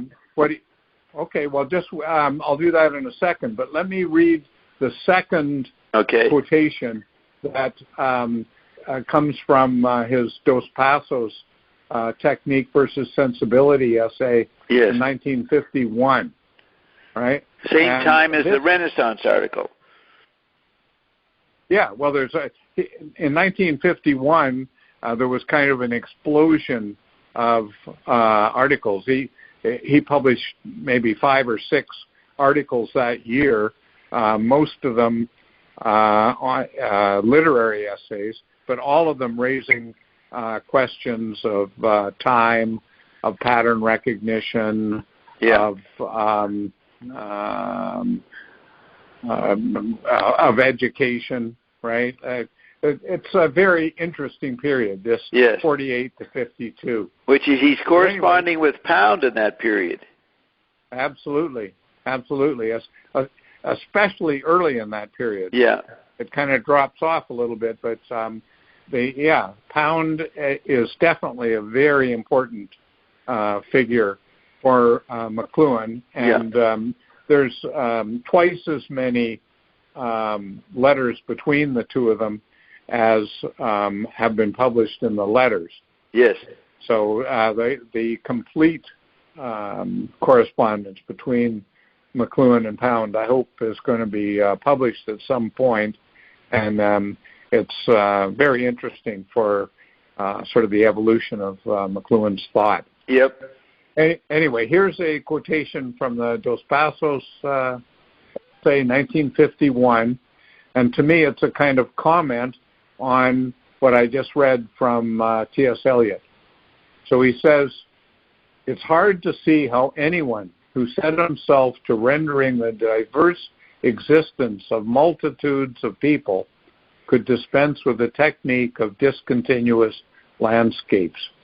In fact, until the technique of discontinuous juxtaposition was brought into play, it was not even possible to entertain such an ambition." Yeah, wow. And, so I take it that that's exactly what you are miming, or what you are presenting in gymnastics, you could say, in your chart. Yeah, exactly. Oh, it is. So the question that comes out of that is it possible to specify these things so that when we have problems, let's say, of war and peace, let alone problems in education, politics, business, etc., but especially the questions of war and peace, is it possible for us to apply these insights to these other problems, yes or no? That's the name problem of Rumpelstiltskin, by the way. Yeah. Is it possible to apply these things or not? And I think McLuhan's answer is yes, it is possible, but only when we realize how science actually works. And science doesn't work by coming to conclusions that are valid for all time.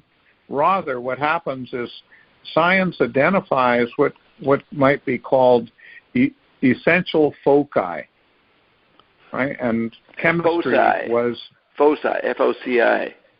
Yeah, exactly. Yeah, I'm not sure how it would be pronounced. I've heard it's pronounced as foci, soft C. Yeah, maybe. It probably comes from Latin, right? Where it would be a hard one. But leave that aside. Science needs to have some kind of focus, but that focus is what might be called a soft focus, because although it enables science in a new way, and it does so on the basis of things that are taken to be more or less fixed, like the chemical elements, the science that results from that is open-ended, and there's nothing fixed about that science. It's dynamic. So what I see coming out of the chart, where you talk about all 4+ stages of apprehension, I think McLuhan could be seen in that phrase as saying that we have the possibility of an open-ended science which either produces weapons of mass destruction that destroy us, or produces pattern recognition also of the internal landscape, Yeah. In which case, we can save ourselves. Exactly. That's well said, and that's what I intend to do. And lock down Bob rule. You're welcome to join me. We could have a little Cameron rule, lockdown Cameron rule. I'll read two other, one other quotation from 1951. Before you do that, what comes through my mind is when I spoke at the Fordham Conference in '98, I said if people could recognize the breakthrough of McLuhan, then he'd be hired to run the United Nations with his media ecology, computerized media ecology. But nobody listened to him. Too much liberation in many modalities going on, new openings for human experience in the global theater. And so he was lost in the din. And that's what we're replaying here. If we've got a unique understanding that the administrators of the world could use, though I think they picked up on it. Remember, I was explaining they discovered the tetrad in their own researches in the 80s. But if they, or at least an elite of the management, the NSA say, they heard us, we might be able to communicate something that would bring a bit of sanity. But how are we going to get heard? Everybody else, as Wayne Constantino used to say, everybody's a consultant to everybody else. Everybody's a consultant, or trying to be a consultant. So that's why we're in this hopeless chaos. And nobody can get the authoritative position anymore. Correct. So how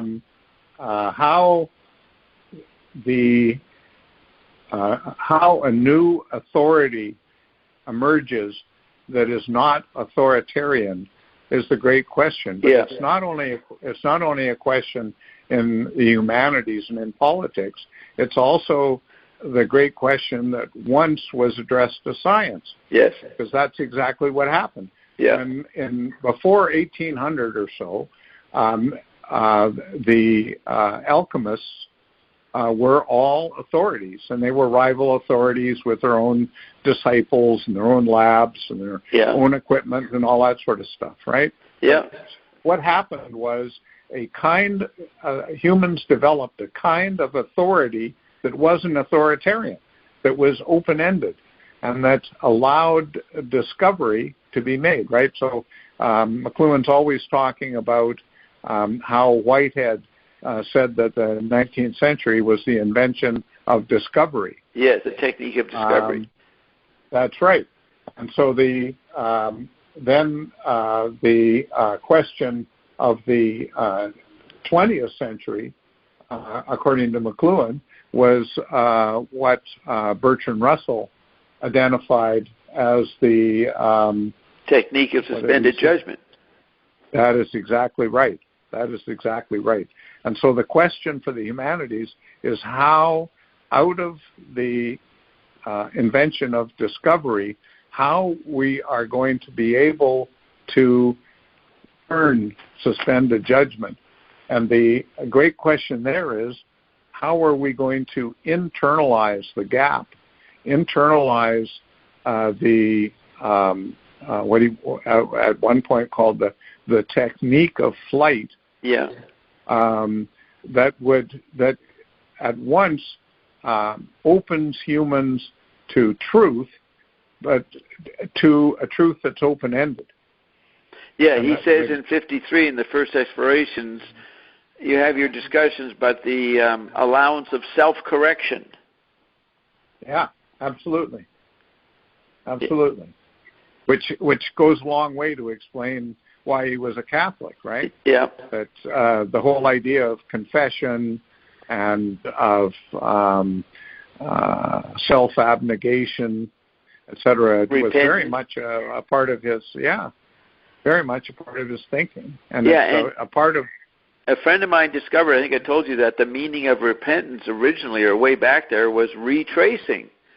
That would be the stages of apprehension, and then understanding that that becomes a simultaneity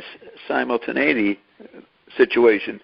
So McLuhan was always retracing, and he spells that out in his Joyce essays. The artist retraces the stages of apprehension. And so there is a value to the linear.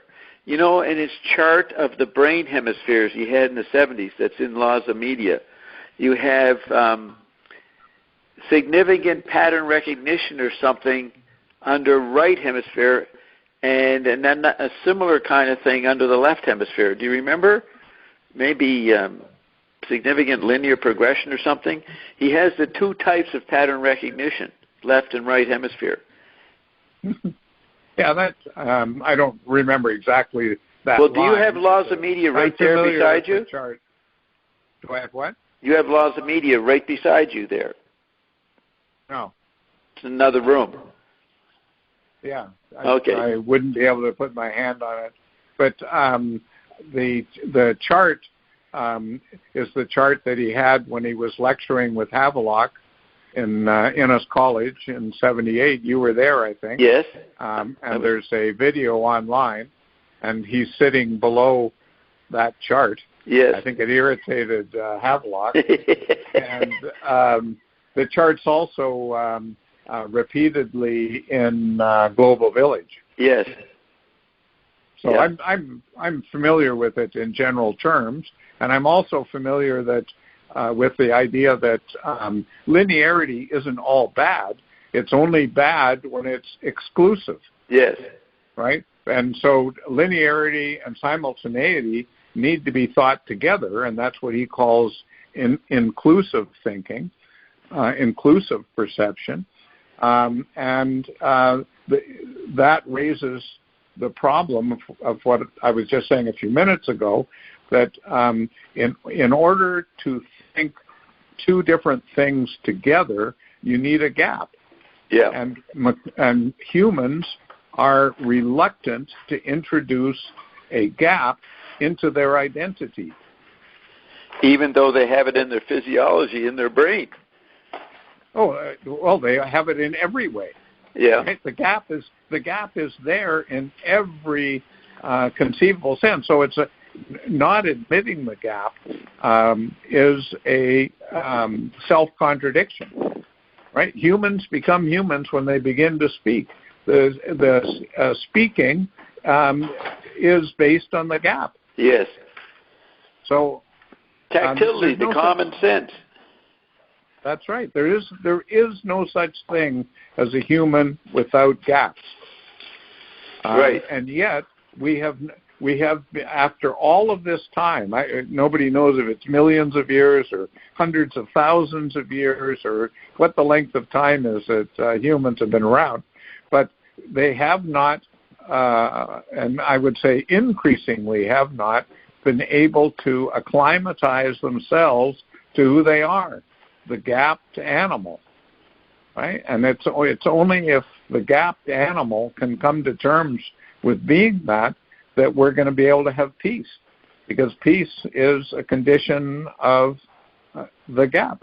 Right, and we have made the gap an externalized environment. It's right there offering its ecology.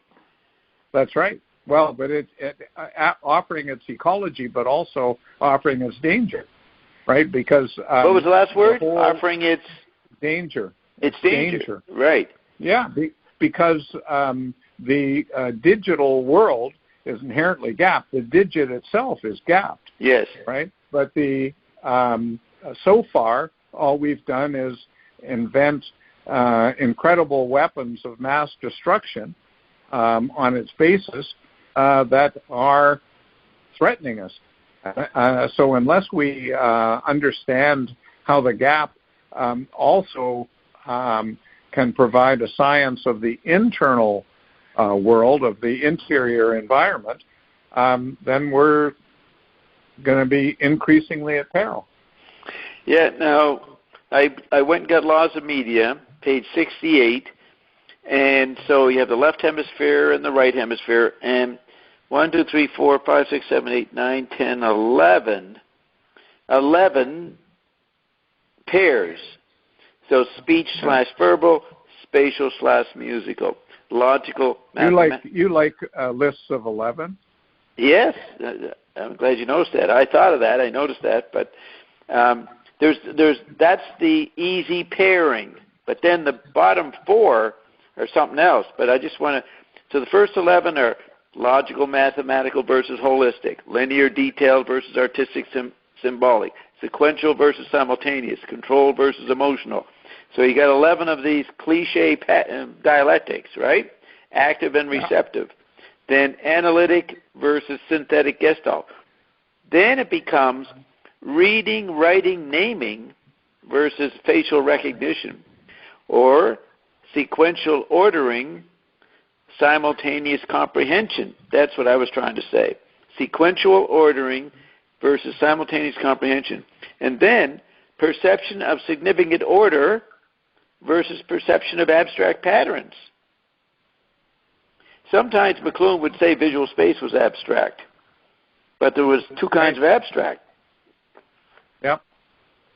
And then the final one is complex motor sequences, that's athletic stuff, versus recognition of complex figures. So those 3 and 4, reading, writing, naming versus facial recognition, that's a borderline case. But I like these, sequential ordering versus simultaneous comprehension, 2 kinds of orders. 2 perceptions, significant order versus abstract patterns, and then complex motor sequences, recognition of complex figures. That's humans are always on both sides. Yeah. And he spells it over the chart. This is a chart by R.H. Trotter. That's the name at the bottom. But he recognized the wording is very good, very useful to summing up his work. So the perception of significant order versus perception of abstract patterns. You got to do some thinking to figure out the difference. You got to do some perceiving to figure out the difference. And then complex motor sequences versus recognition of complex figures. So I'm engaging that on the chart. I've got those 2 types intermingling in the chart, but the recognition of you see, sometimes I'll say Thompson got the answer more than McLuhan. Then McLuhan's got the answer. In terms of understanding something, you need to understand Thompson. You need to understand McLuhan, where that leads to in your own behavior and perception. That's hard to determine. And LaRouche had a breakthrough, and Croker. So I'm always juggling these things. If I was asked to solve these problems that you were mentioning, I'd go in juggling these 4 approaches, plus my extra thing with ion. Now, if you can solve physical stresses and diseases, that is a breakthrough, and we've done that in medicine, and we're gradually being recognized in the world. And then also, if you have a free energy device or endless electricity, that's a big breakthrough from friction-based society to frictionless-based society. So I am quite confident that we have some of the steps toward the solution you're saying we've got to recognize. Well, right. Good. Good. I have a different idea about how we get there, but let's hear it. Well, but that's what I always talk about. That the a science of the interior landscape can only take off when there is significant pattern recognition. A little bit like the chemistry. The recognition of the chemical structure set off the scientific breakthroughs, inventions, complete change of the economy, the politics, everything of the of the 19th century, Yeah. all of that depended on the pattern recognition of what's going on in the material universe. That was the chemical elements. And so I say what McLuhan did was recognize the elements of the interior landscape, called them media, and that how that can have a positive effect is analogous to how the chemical elements gradually had and still have more and more and more influence in the physical world, in the exterior landscape. So McLuhan didn't say, here's the answer, and hand us a piece of paper that had the answer on it. What he tried to do was ignite a way of investigating that could have as great effect on the world as the recognition of the chemical elements has had. Right. So you, interior landscape, you got the external landscape and the interior. You mean something beyond how he uses those terms in describing the stages of romantic poetry in interior landscape. You mean something else. So you're saying that absolutely the outer world is chemistry, the effects of media are more interior world. Correct. Although each world has definite effects on the other. Yeah. It's not as if they're two independent spheres, but the two spheres have different laws. That's right. So McLuhan was, post-Freud, post-Jung for psychological problems. He also had dealt with sociological issues. Right. So in common with Richards and Epson and Leavis, he took the linguistic research to be not psychological. Everything is subject to linguistic analysis. So Leavis already published a book, I think it was in 1932, on the environment. Culture and Environment. 1933 right. is the date I have for that. Thompson. Yeah, Dennis Thompson. Yeah. So the tools that were being developed in the English school were self-consciously tools for everything human. Right. Not just poetry, not just anything, but for the whole, what McLuhan called the interior landscape. Yes. So when you said that the interior landscape, the book, the interior landscape, was concerned with developments in romantic poetry. But just think what's in there, right? Especially how it ends. It ends with the Southern quality and the ancient quarrel in modern America and stuff, and that's far beyond just a consideration of poetry. Right. So for McLuhan, the consideration of poetry is a way of isolating patterns which can then be applied to the economic world or the political world or to the world of war and peace. Yes.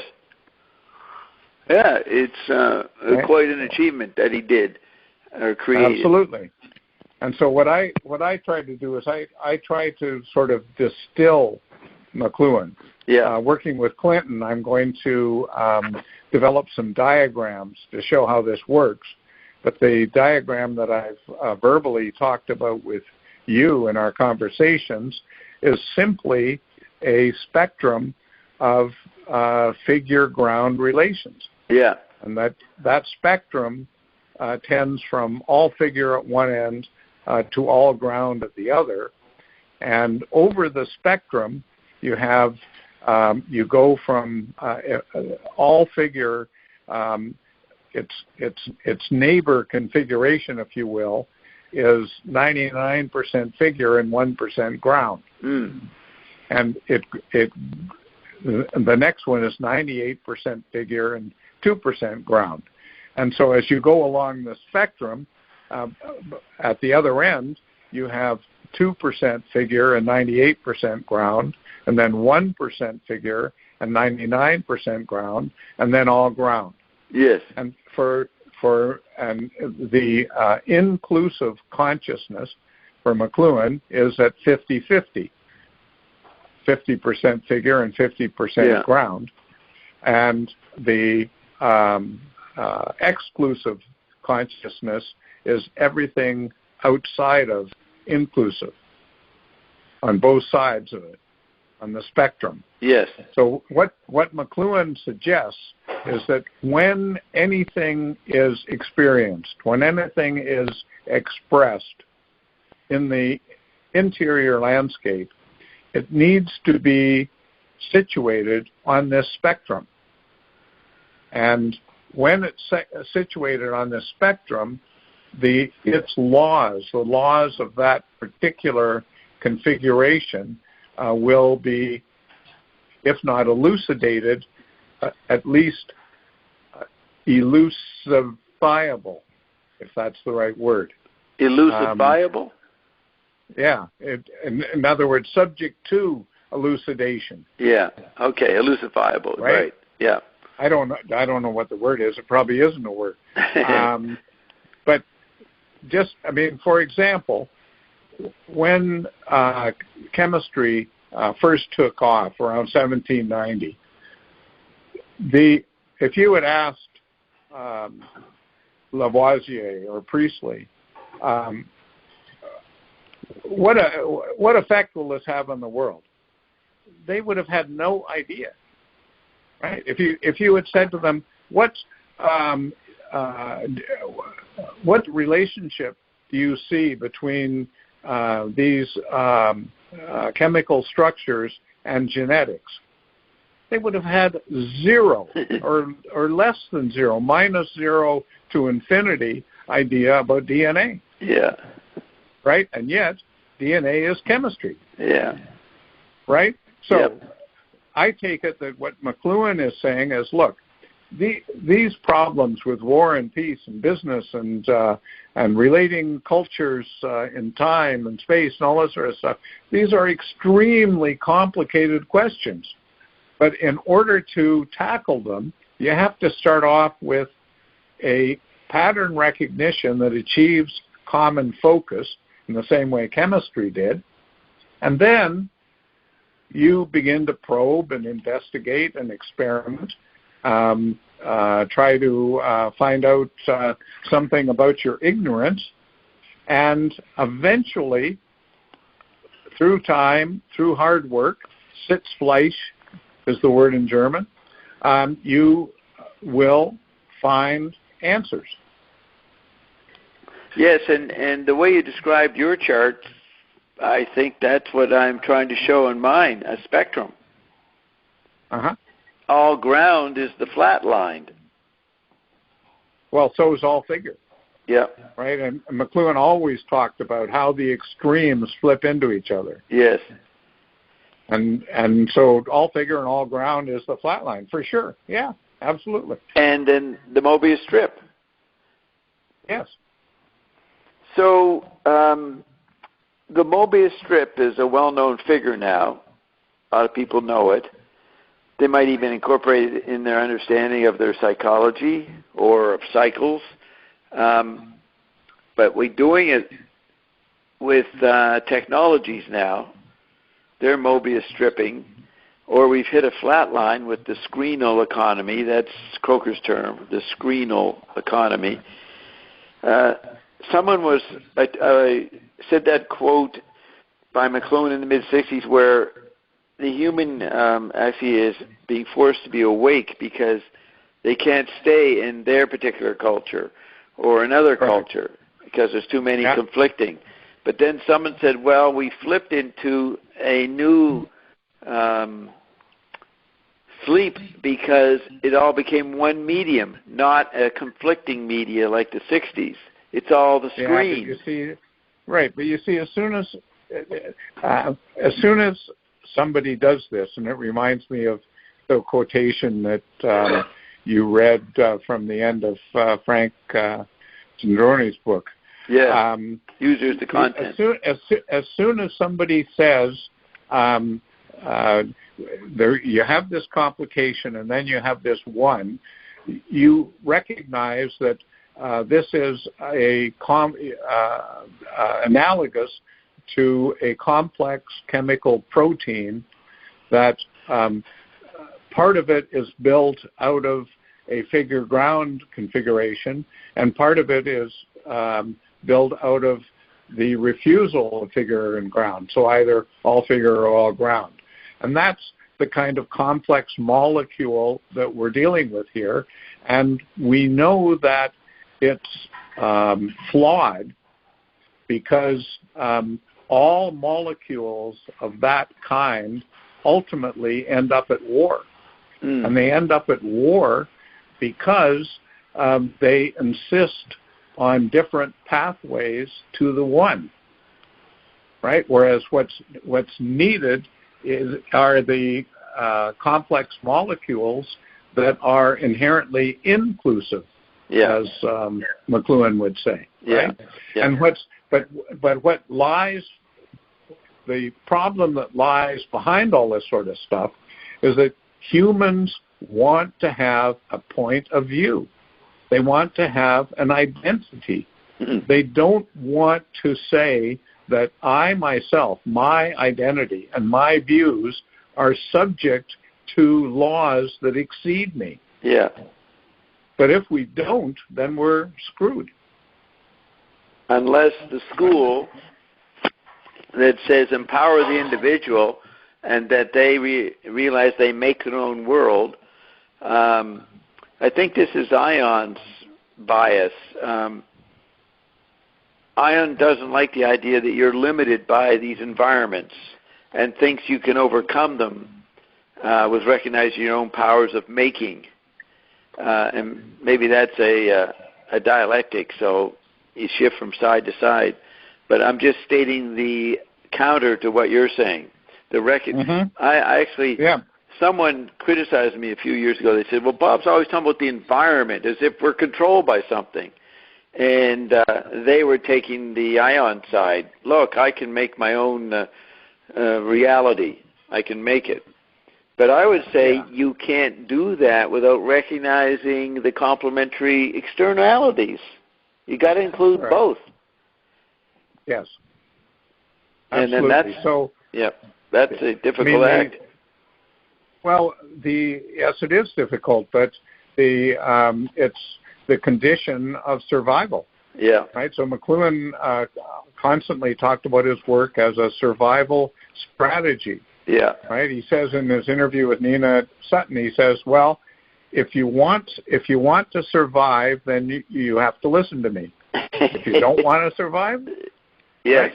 Right? And I think he felt that was the case. Right? Yeah. But he also knew from talking to his children that talk wouldn't do it. Yes. And that's where you have to manage the environment. And that's where economics went that way. You know, they give Nobel Prizes to the latest mathematics. Yeah. One of my roommates, by the way, you mentioned playing hockey. Yes. I played hockey to the end of college. That's good. And it was. That's a lot of. There's a lot of players in college that go immediately to the NHL. There's no question about that. No, you had to be good to play in Canadian college hockey. Yeah, well, this was American college hockey, but we played against Canadian teams and sometimes beat the Canadian teams. And we played against the U.S. national team. And I've also played against the Canadian national team. So these are good. But anyway, what position did you play? Well, I was a natural centerman, but I usually on the teams I played there was a deficiency in defensemen, and so I would get taken from being a center to being a defenseman. Right.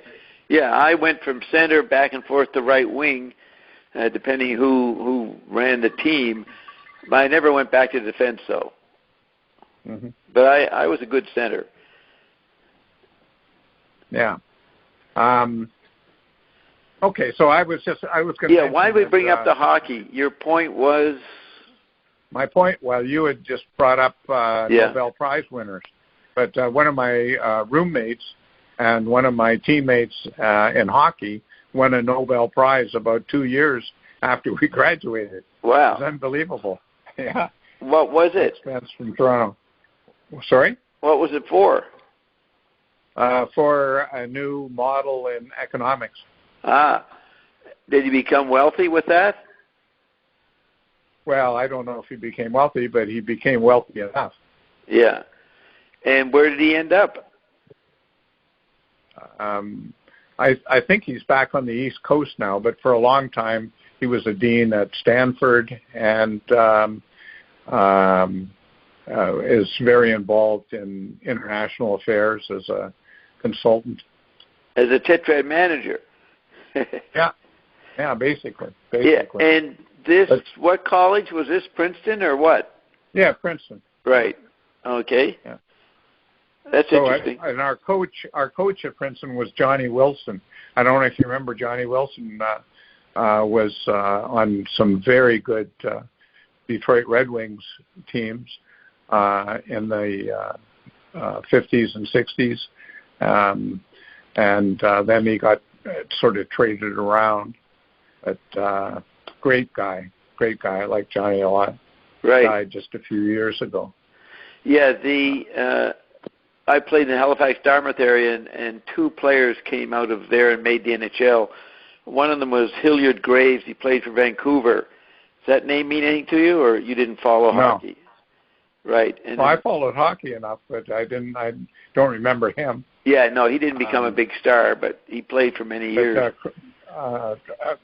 Sidney Crosby is from the Halifax area, right?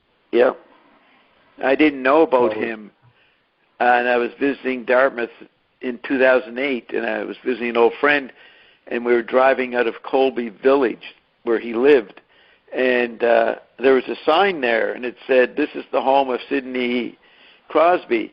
And I had not been following sports for decades. I didn't know Canadian media anymore, being in New York City, and that's New York City in the canyon of stone walls, acoustic space of Manhattan. You know, that's quite removed from mainland America and Canada. So lost in the canyons of Manhattan, I didn't know anything about what was happening. So I said, "Who's Sidney Crosby?" And if you don't know who he is, no. Yeah, the guy drove off the road. Yeah, he almost did. As a Canadian, he was shocked. And so I went home, and I was staying at a friend's, so I looked him up on YouTube and just quickly crashed that night, crashed knowledge about him. And I noticed he played like me. He had incredible luck. You know, he'd dive in one direction, fire the puck behind him, and it would go in the net. Have you ever noticed that about him? That's what I was seeing. Maybe they were just featuring his lucky goals, but that's the way I was. Very ridiculously lucky. And then a couple months later, that was April. Bob, the saying is, if you don't shoot, you won't score. Right. So the guy just shot, no matter. So no matter what. So a couple months later, he was in the Stanley Cup, and he won. And I saw a picture of him. This is back. I was in New York then, and 2008. And I looked at the picture, and I took it, and I walked over to Carol and says, "Who's that look like?" And she looked. She says, "It looks like you." And I said, "That's right. This is Sidney Crosby, the greatest player in history, is me." So I made up this theory that I played in the Halifax region for 15 years in the 60s. What was the highest level you played? Oh, I was older, so I wasn't in school or in college or anything. So it was just makeup hockey among working company people. but it was really well organized, and they had trophies and everything. So, I played in that level, older guys, and I also played ball hockey and won a trophy for that, for most valuable player. But my instant theory was that I plowed the ground for Sidney Crosby. I opened up the fives, and Ian talks about the soul has unrealized creation. So I never made it to the NHL, but I laid a track that Sidney played in the same rinks, same area, and he completed my unrealized creations. So that was my explanation with Ian's help of the similarity. Well, that's a good example. That's a good example of what I wanted to say about the two paths that come out of the tiny note chart. Okay. Right. One is lockdown Bob rule. Bob being the greatest hockey player that ever existed, along with other stuff. And my way out of it is a passage I'm going to read here from 1961. The Humanities in the Electronic Age is the name of the essay. Yeah. And it was in the bulletin of the Humanities Association of Canada. And I take the point of view with McLuhan that he made a series of lectures and a series of essays for Canada, right? Prospect is one of them in 1962. The first time he mentioned Global Village was in Winnipeg in 1959. First time he mentioned The Medium is the Message was in Vancouver in 1958. Yes. And then the Borderline lecture in Toronto. So, well, the Borderline, that's in 67, right? I think so. The university lectures, Massey lectures or something. Yeah, exactly. Yeah. It was two lectures, and that was either the first or the second of the two. Yeah. But at any rate, I take it that he made major statements to and for Canada. And this one from 1961 reads as follows. He says, Bertrand Russell pointed out the great achievement of the 20th century is the technique of suspended judgment, as you correctly recalled a few minutes ago. Yeah. That is, it made the discovery of the process of insight itself, the technique of avoiding the automatic closure or involuntary fixing of attitudes that so easily results from any given cultural situation. The discovery of the technique of open field perception. I'll go on with this quotation in a minute. Here I'll just note that in regards to the spectrum we're talking about, the idea of automatic closure or involuntary fixing is the need to go to the ends of the spectrum in order to specify your position. Yeah. And in another of our conversations, not this morning, but in the future, I'll talk about the laws of ontology. And one of the laws of ontology is that you cannot have two. You cannot have two what? You cannot have two in an ontological sense. You know, some people talk about, that's an ontological dualism. There is no such thing, and there cannot be. Because if there are two that are equally real and equally most real, there must be a third that mediates them in the ontological quadrant, if you will. Yeah. Right? Because in the ontological quadrant, anything that's there, number one, is there forever, and number two, has supreme power.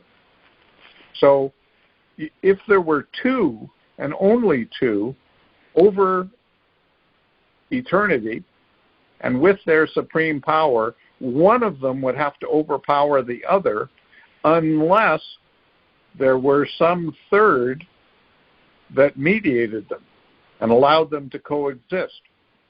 So ontology can be one, where there is only one basic reality, or it can be 3 or 4 or 5 or 6, up to who knows what number, but it cannot be 2. So when people put forward a position, nearly always it's dualistic, but precisely because it's dualistic, it has to be monistic at the end of the day. And that is what could be called the mathematical specification of the Gutenberg galaxy, is that the Gutenberg galaxy is always dualistic in a way that must be monistic. Right. So I think of hendiades. McLuhan used that term, one by means of That's two. Right.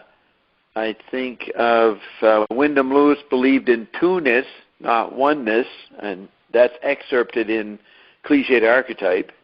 And, Blast, 1914. It's a manifesto. Do you remember that part? He believes in two-ness, not oneness. And yes, but okay. And he said you have to switch in mid-career and become completely opposite of what you were thinking. Yeah. And McLuhan kind of did that for those that knew him in the 30s and 40s. And, Clinton's reading the stuff no one has had access to. And he's a crazy moralist, Nietzschean moralist kind of guy in the 40s. And then he flips into this impersonal non-entity doing media ecology in the 50s. He changed his career. He changed his career. He switched. Yeah. Well, I think that's again something that we can talk about in the future, because I think what's going on there is something very complicated. Yes. He never had some sort of simplistic black-white view of things. No, that's right. Even, for example, his Dagwood article from, I think it was 42, is on the surface, it seems to be very black-white and very decided and things. But if you give it a close reading, it's quite complicated. And so I think McLuhan is always complicated, but he wasn't very aware of his complications. He didn't know how to articulate his complications, and that's what happened in the 50s. Right. Do you know that article, Out of the Counting House? Yes. Yeah, that's a pretty good article that people aren't aware of, where he takes on feminism. 46 or something like that. Yeah, 46. He takes on feminism and what's going to happen to the family. It's really an important article. Right. And then the third thing is Augustine's third term. When you talk about getting a third term, Croker writes about this. And it may have come from Talcott Parsons. I think that was his PhD topic, about the resolution of the endless dichotomies in the Hellenic culture. And then Augustine comes along, 400 years later and resolves it with the third term. Croker got this from Charles Cochrane. No, that's right. Was a good friend of Harold Innes.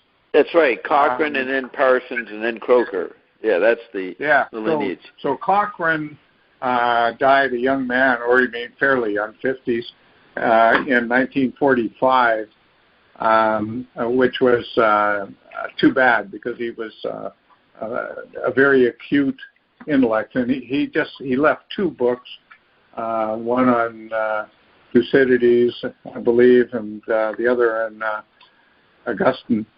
And recently, notes they put together on Augustine have been published. So now we have a third book. So you know about the third term idea then? Yes, but the problem is the third term. You see, all of these phrases, dualism, triads, third, fourth, all these sorts of things need to be analyzed because they're all complex molecules, and the question is, what are the elements in them? If one of the elements in these things is all figure or all ground, then the whole element becomes part of the problem rather than part of the solution. Yeah. So this is what I like in McLuhan, and what I continually learn from him is that any of these questions require very precise focus.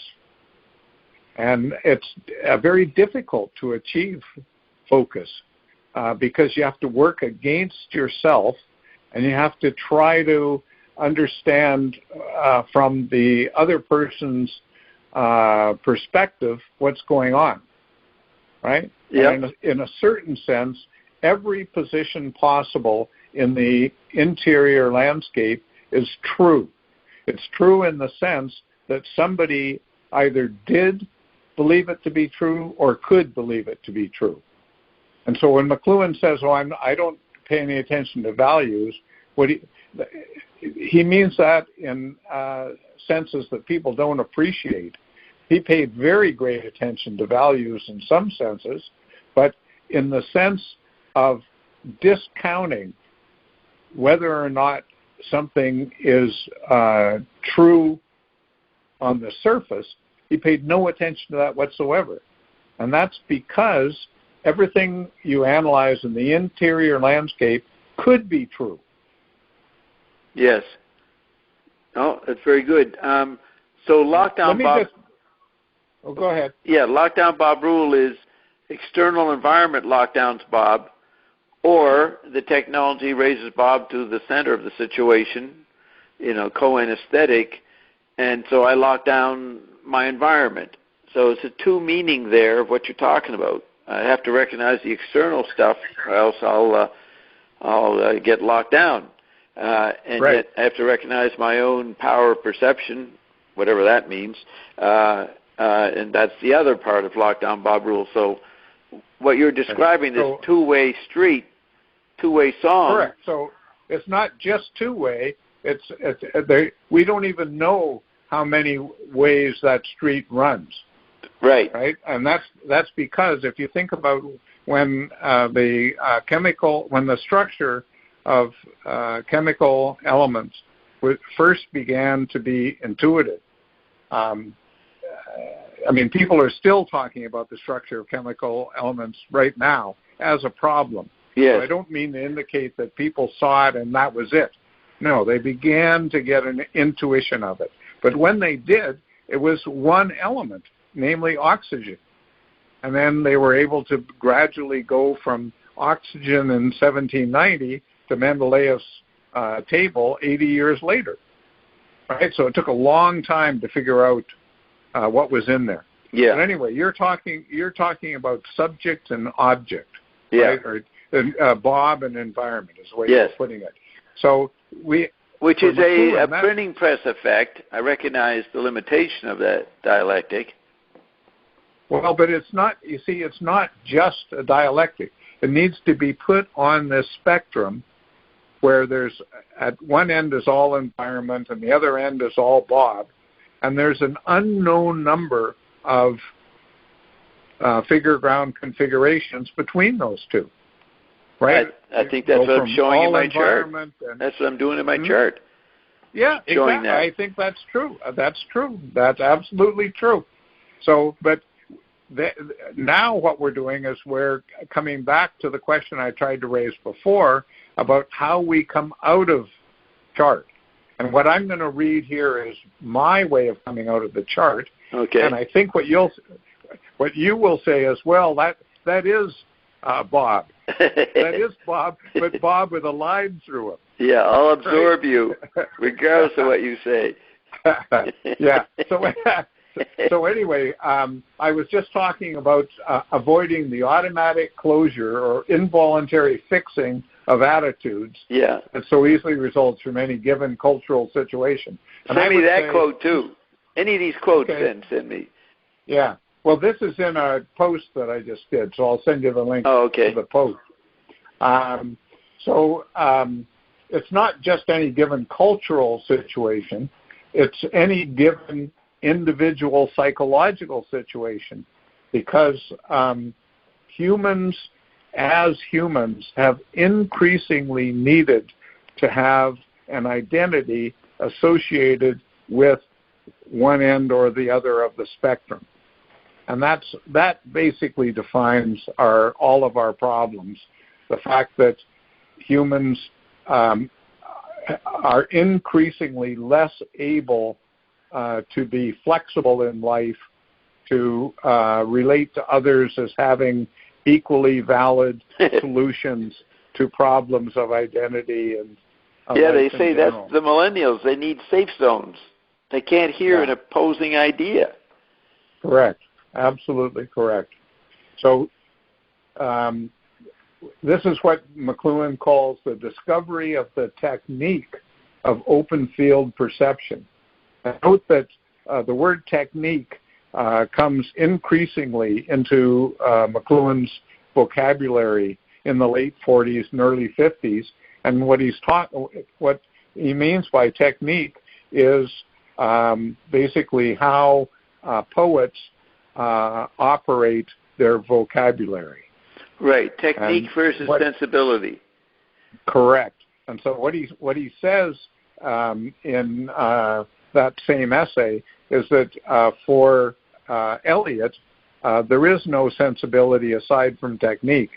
But what people want to do is just talk about sensibility, right? And you can see there how what McLuhan is saying is that if people just want to talk about sensibility, they want to get to one end or the other of the spectrum. They don't want to be bothered by the complication of technique. But there is no such thing as having a sensibility aside from technique, right? Right, so that's the cul-de-sac? Well, the cul-de-sac is the lack of social and individual ability to get away from the need to go to one end or the other of the spectrum. Right. Yeah, okay. And when the cul-de-sac really involves a further step, and that is that at the ends of the spectrum, which lack articulation, there is nothing. Those are two nihilistic positions that flatline, right? Yes. So there's another tie to your chart. Yes. But let me just go on here, because this is a very, very interesting quotation from McLuhan, and one where he was self-consciously addressing his fellow academics, right? The Humanities Association is sort of the top level of the of Canadian intellectuals. Okay. So he's talked about the process of discovery of the process of insight itself, which relates to the stages of apprehension, which relates to the early 1950s essays that you and I are always talking about. Yes. So you have the discovery of the process of insight itself, technique of avoiding automatic closure, the discovery of the technique of open field perception. Then he goes on to say, the technique of insight itself is a natural phase to succeed the 19th century discovery of the technique of invention, because, he says, it is the means of abstracting oneself from the bias and consequence of one's own culture. Mm. And one's own culture is both social and individual. Well, what was that? Read that last sentence. I was adding a editorial note. Right. That culture is both individual and social. Yeah. And now I'm going back to McLuhan. Harold Innes's concern in the bias of communication is with the technique of suspended judgment. That means not the willingness to admit other points of view, but the technique of how not to have a point of view. Very, very important. Yeah, that is. Not the willingness to admit other points of view, but the technique of how not to have a point of view. No, that's important. That means, Very important. And what that means for me is that thinking elevates itself above the spectrum so that it recognizes every single point on the spectrum as potentially true and only relates to anything on the basis of that superposition. And that's how not to have a point of view. Right. And so I want to show, Barry mentioned this, Barry Nevitt, the generalist of collecting different points of view. That's the multi-specialist. But the multi-perceptualist does not collect different points of view or different opinions or schools of thought. They deal with different perceptual environments or perceptual styles. So that's why my chart isn't just Catholicism versus Buddhism versus science and Marxism. That's why I have to make everything cyborgy and bring in the environments to merge with the people that make the ideas that are systems in themselves. So the complexity of the chart is of the same purpose of that last section you read. Right. But the question that gets raised there is it possible to have a technique of not having a point of view aside from a certain pattern recognition that achieves common focus? And the problem I see between your view and my view is that you seem to want to have a recognition of a pattern that is yours. And for my way of thinking, the recognition of a pattern isn't really a recognition or a pattern unless it's collective. Well, I'm trying to show I'm pointing the collectivity out just like McLuhan did, and he put himself in the Center for Culture and Technology, because he could see it and others didn't. I'm claiming to see something that others don't, but it certainly includes perception of collectivities, and then it got proven when I evoked Ion, which is, a realm of what top secret stuff hasn't been revealed yet. But you'll hear about it. All right. So let me go on. I know where you're going with that. So and I know it's nothing we can talk about today. That's right. So you have to wait till I prove it. All right. Fine. Right. So there's two different ways of proof. There's proof that overwhelms objections, and there's proof that is just practical science that goes on plodding day after day, making prosaic discoveries, and through those prosaic discoveries revolutionizes the world. Yes. You seem to me to tend to the overwhelming question of proof rock, and I tend to the plodding science. I'm plotting too. I've been plotting with the technologies and breakthroughs for 10 years. Slowly we enter the inner sanctum, and they must put their arms down or put their hands up and surrender. That's what we're doing right now. I mean, we meet regularly with the inner elite. Okay. Oh, good. Yeah. So I'll just finish this quotation, right? So we have, and they track everything. And they track everything I do. So they're listening to you now. So you have an audience. The technique of how not to have a point of view. Period. Yes. This is identical with the problem facing physicists in correcting the bias of the instruments of research, and it draws attention to the fact that the historian, the poet, the critic, and the philosopher now, as always, face exactly the same situation as the scientist. Interesting. So there you have it. Yes, and you got historian, poet, critic, and scientist? historian, poet, critic, and philosopher always face the same situation as the scientist. Yeah. Yeah. Now the historian is the perception of significant order, sequential ordering. But the poet does the perception of abstract patterns. In other words, the historian's linear, and the poet is simultaneous.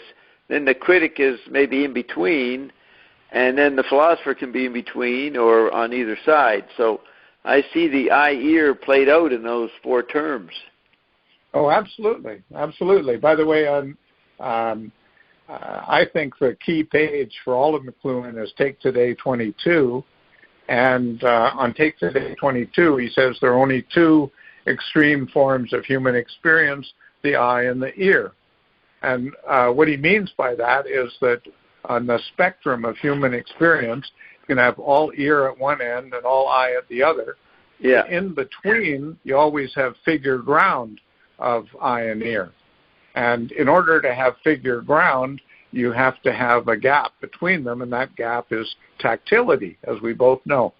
So McLuhan's position is that all human experience can be arrayed along the spectrum of eye-ear with tactility in the middle, and it's not the case that all human experience is just those points along the spectrum, but rather that those points along the figure ground spectrum of eye and ear and tactility supply the correct focus for investigating, probing the world of the interior landscape. Sorry? The world of insight. Probing the world of insight. Yeah, I would say that it's not you probe the world of insight. It's probing is the exercise of insight in investigating the interior world. Right. Well, it's not that insight is all along that spectrum. McLuhan reserves insight for the very center of the spectrum.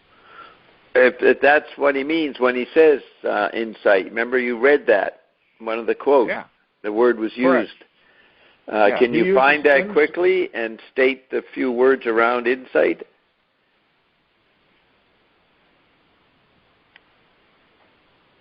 I will look for it.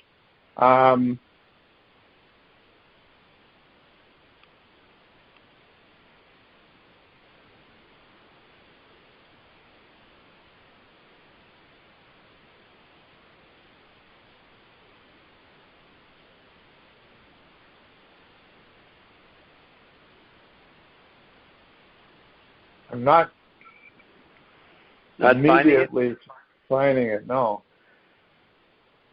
That was here. So you're probably.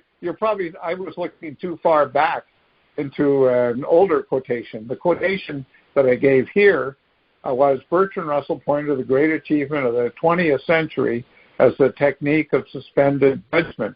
That is, it made the discovery of the process of insight itself. Right. So insight is what he is going to call a few sentences later the technique of how not to have a point of view. And that is possible only for somebody that is able to range over the entire spectrum of points of view. Yes. Retracing the stage of apprehension, the process of insight, Thompson says that the mind he has 5 charts, 5 phases, and there's different victims in each phase over 20,000 years. But the modern one is the victim is the mind. That's probably a left hemisphere opinionated mind. And the process of insight, you get out of that, you transcend that.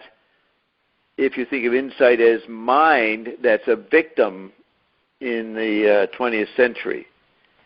So once McLuhan was on Front Page Challenge, and he said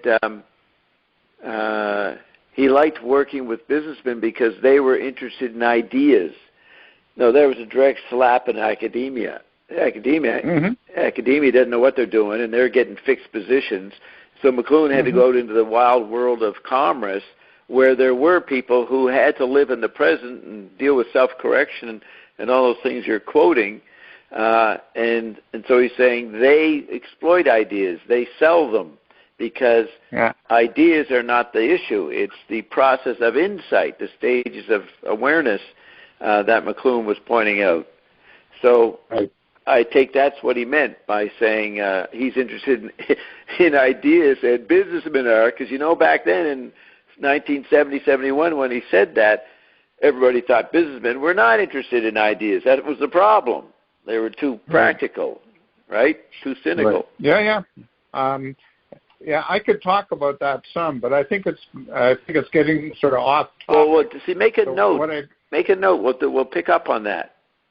Okay, because that's I would say starting with McLuhan's greater acquaintance with businessmen, let's say around 1960, that he realized that he had to revise that opinion a little bit. Yeah. It was from 50 to 60 when he was under the influence of Muller-Thiem, and Muller-Thiem was this big consultant, and McLuhan had the idea that Muller-Thiem went into a big business like GE with his Thomistic thoughts, and he could straighten out this huge corporation and all that sort of stuff. And he soon found that dealing with big businesses like NBC and New York Times and all that sort of stuff wasn't so easy, wasn't so pleasurable. But leaving that aside, let me try to relate the process of insight itself, the stages of apprehension, the drama of cognition. Let me try to relate those to the means of abstracting oneself from the bias and consequences of one's own culture. Yeah.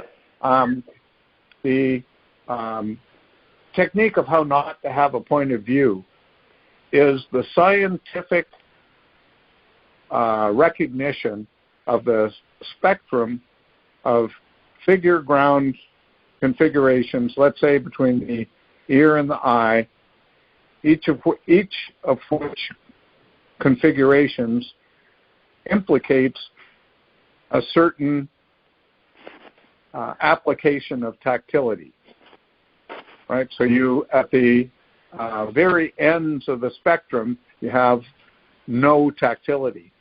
The figure and ground have lost touch with each other. Yeah. So McLuhan often talked about the wheel and the axle. In this context, one extreme of the wheel and axle is the wheel falls off. They've completely lost touch. And on the other extreme, they've seized, and they're too much in touch. In fact, they have ceased to have different identities. They've become merged.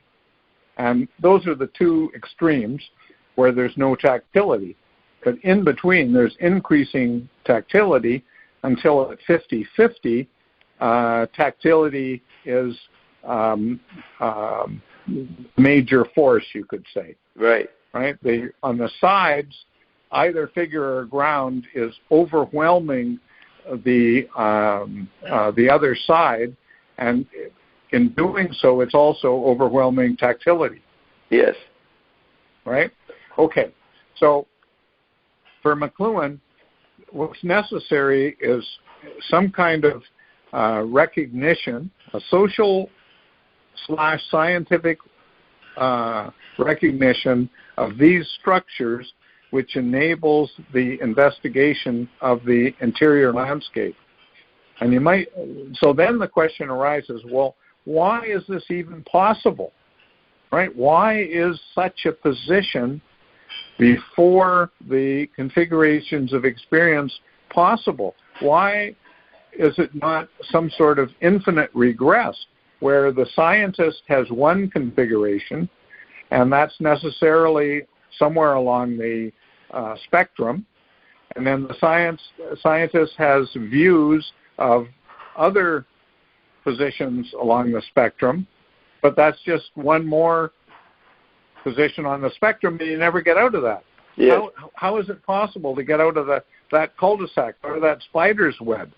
And McLuhan's answer to that is the process of insight, the drama of cognition. And why is that?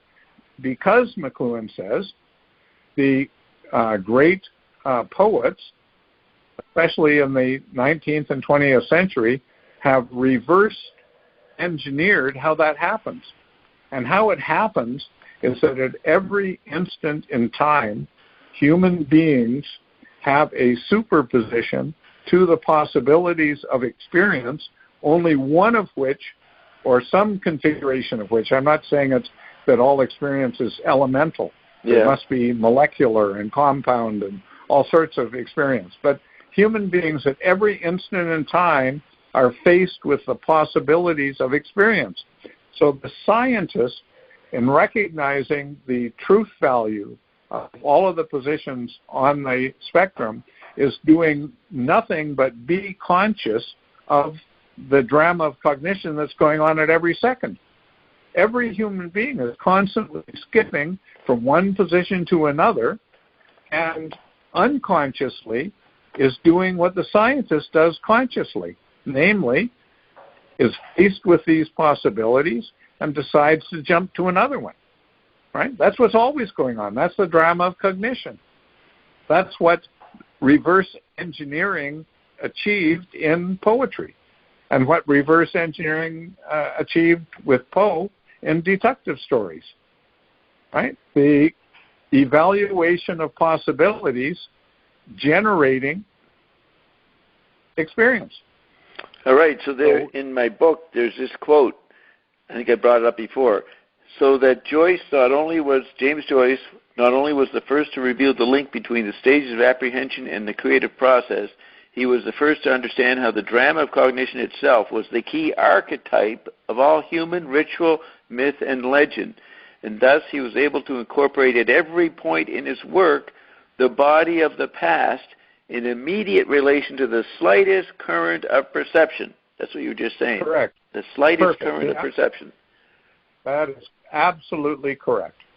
That what you just read is exactly McLuhan's suggestion for how we might achieve peace. Right. And now, peace at every level. And so you're writing your blog. A few people read it. Do you think the environment is doing something to help people get to this point, or we've lost benefits from the present matrix? I'll try to give you a interesting answer to that. In the 1980s and 90s, I was spending a lot of time in Europe. And the question always came up, what the best airport would be. Because normally I was renting a car and I was going to various places. And so should I, fly to Frankfurt or Stuttgart or Zurich or where? And usually, because I had friends in South Germany and I was doing a lot of work in South Germany, the answer was Zurich. So Swiss Air or whoever flew into Zurich, that's where I would go. And I realized at a certain point that there was a not only was James Joyce buried there, but there was a James Joyce Foundation, a Stiftung, it's called in German, and they had a kind of James Joyce museum. Yes. With manuscripts and all that sort of stuff. And so I started to go there. I would fly into Zurich, and then I would go to I might visit Joyce's grave, and then I would go to the, if it was a nice day, I'd go up on the hill where his grave was, or or I would go to the museum, and then what was up on the hill? His grave. Grave. Okay, go ahead. Yeah. Yeah. So then I would. Didn't Fritz Senn's group meet there? Yeah, exactly. That's where I'm going. By going to the museum, I got to I don't know, be friends, but at least Dan and I knew each other, had lots of discussions about things. And in one of our discussions, exactly the point that you just brought up came up. And that was, is it possible by doing something like what Joyce did? Or at the time, I was trying to do a lot with Heidegger, with what Heidegger did, or what McLuhan did. Is it possible to bend the arc of history, as our buddy Obama was always talking about, from Martin Luther King? Is it possible to bend the arc of history? And what Fritz Senn said to me is, there is no answer to something like that. That is a question that's entirely controlled by fate. All we can do is work as hard as possible and keep hoping that something like that can eventuate beyond our powers of causing it. Our powers of what? Beyond our powers of causing it. Yeah. Right? And I think he was right. I think that you have to have the faith that something like this can happen, but you also have to know that it does not depend upon human effort, and above all, it does not depend on my effort. Right. Right? Even though the imperative of working as hard as possible is always there. Yeah. So you would, did you sit in on Fritz Senn's Joyce groups? No, I was never there. I would land.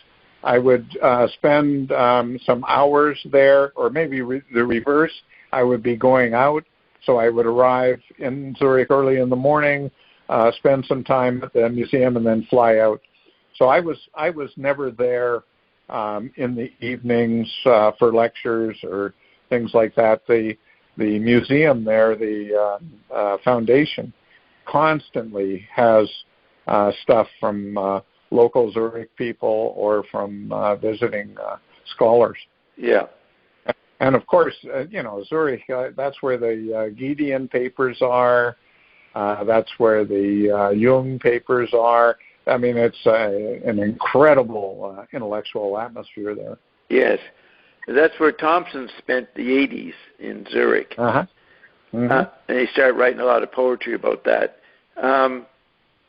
Did you ever bring up McLuhan with Senn? That's what I always wanted to do.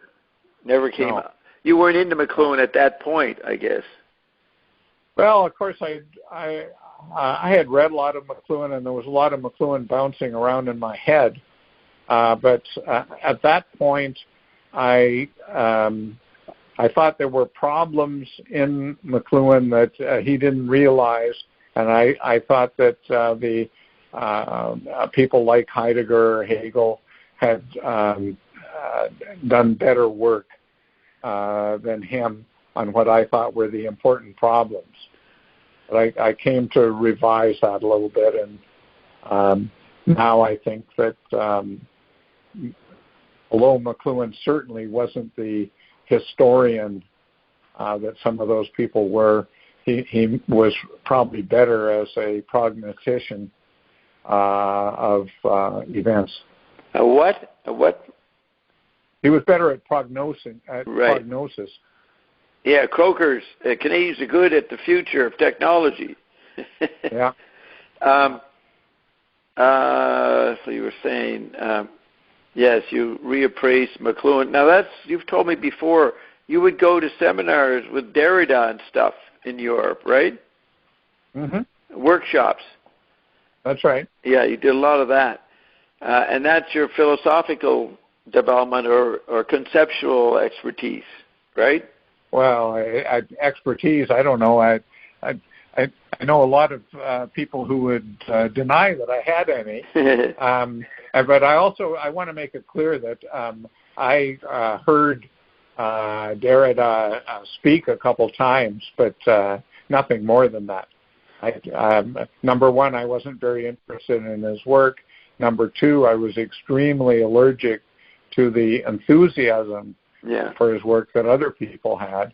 And in those days, if you sat in on a seminar of Derrida, that could make your whole career, right? He was like Midas. Yeah. He would touch you, and then you were gold or something. Right. So that I was, never involved in any of that. When you write your blog, are you arguing with those workshops and the content of them? I wouldn't say arguing with. I think what I do in terms of reading McLuhan and writing about McLuhan is that I have a consciousness of problems and solutions in Greek philosophy and in German philosophy that most people don't have and aren't able to see in McLuhan or relate to McLuhan. So I like to think that I raise problems for McLuhan that are unknown or at least unarticulated by McLuhan scholars, and therefore they're not able to see virtues in McLuhan that I can see on the basis of my knowledge of those problems. From Europe. Yeah, that's what I mean. So I constantly bring up Nietzsche. I have a whole series of posts on McLuhan and Plato, and in the back of my mind, I know that if I live long enough and have a brain long enough, then I will do a series of posts on McLuhan and Aristotle. Right. Okay, look forward to that. Well, very good dissertation there. I think that's time to end. And yes. Do you have the sentence that you want to go? I said type up that sentence that we'd begin with. Do you still have that in your mind? Yeah. I'll send you those. No problem. Notice, I don't know if you saw, I sent you 2 emails just with one-line quotations. Yes, from about, McLuhan. What was that about? Well, one was Eliot, Lewis. Yeah. I'll just pull those 2 up.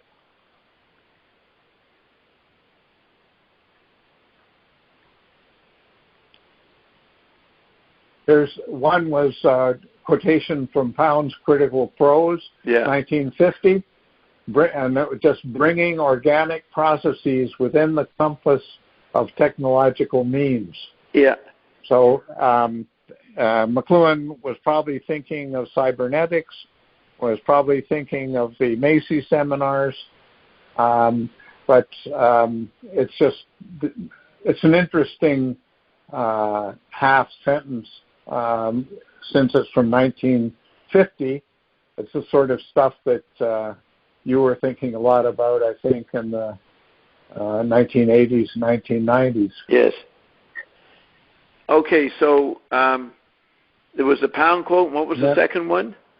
The other one was a quote from 1948, so even earlier, and it's from a letter to Pound, and he says that Poe in 1840 or so invented the cinema via Dupin.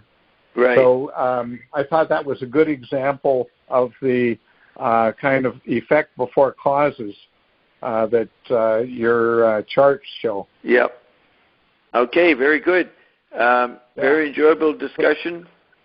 I think people are I will send you the stuff that or the quotations from McLuhan that we discussed so that you have them.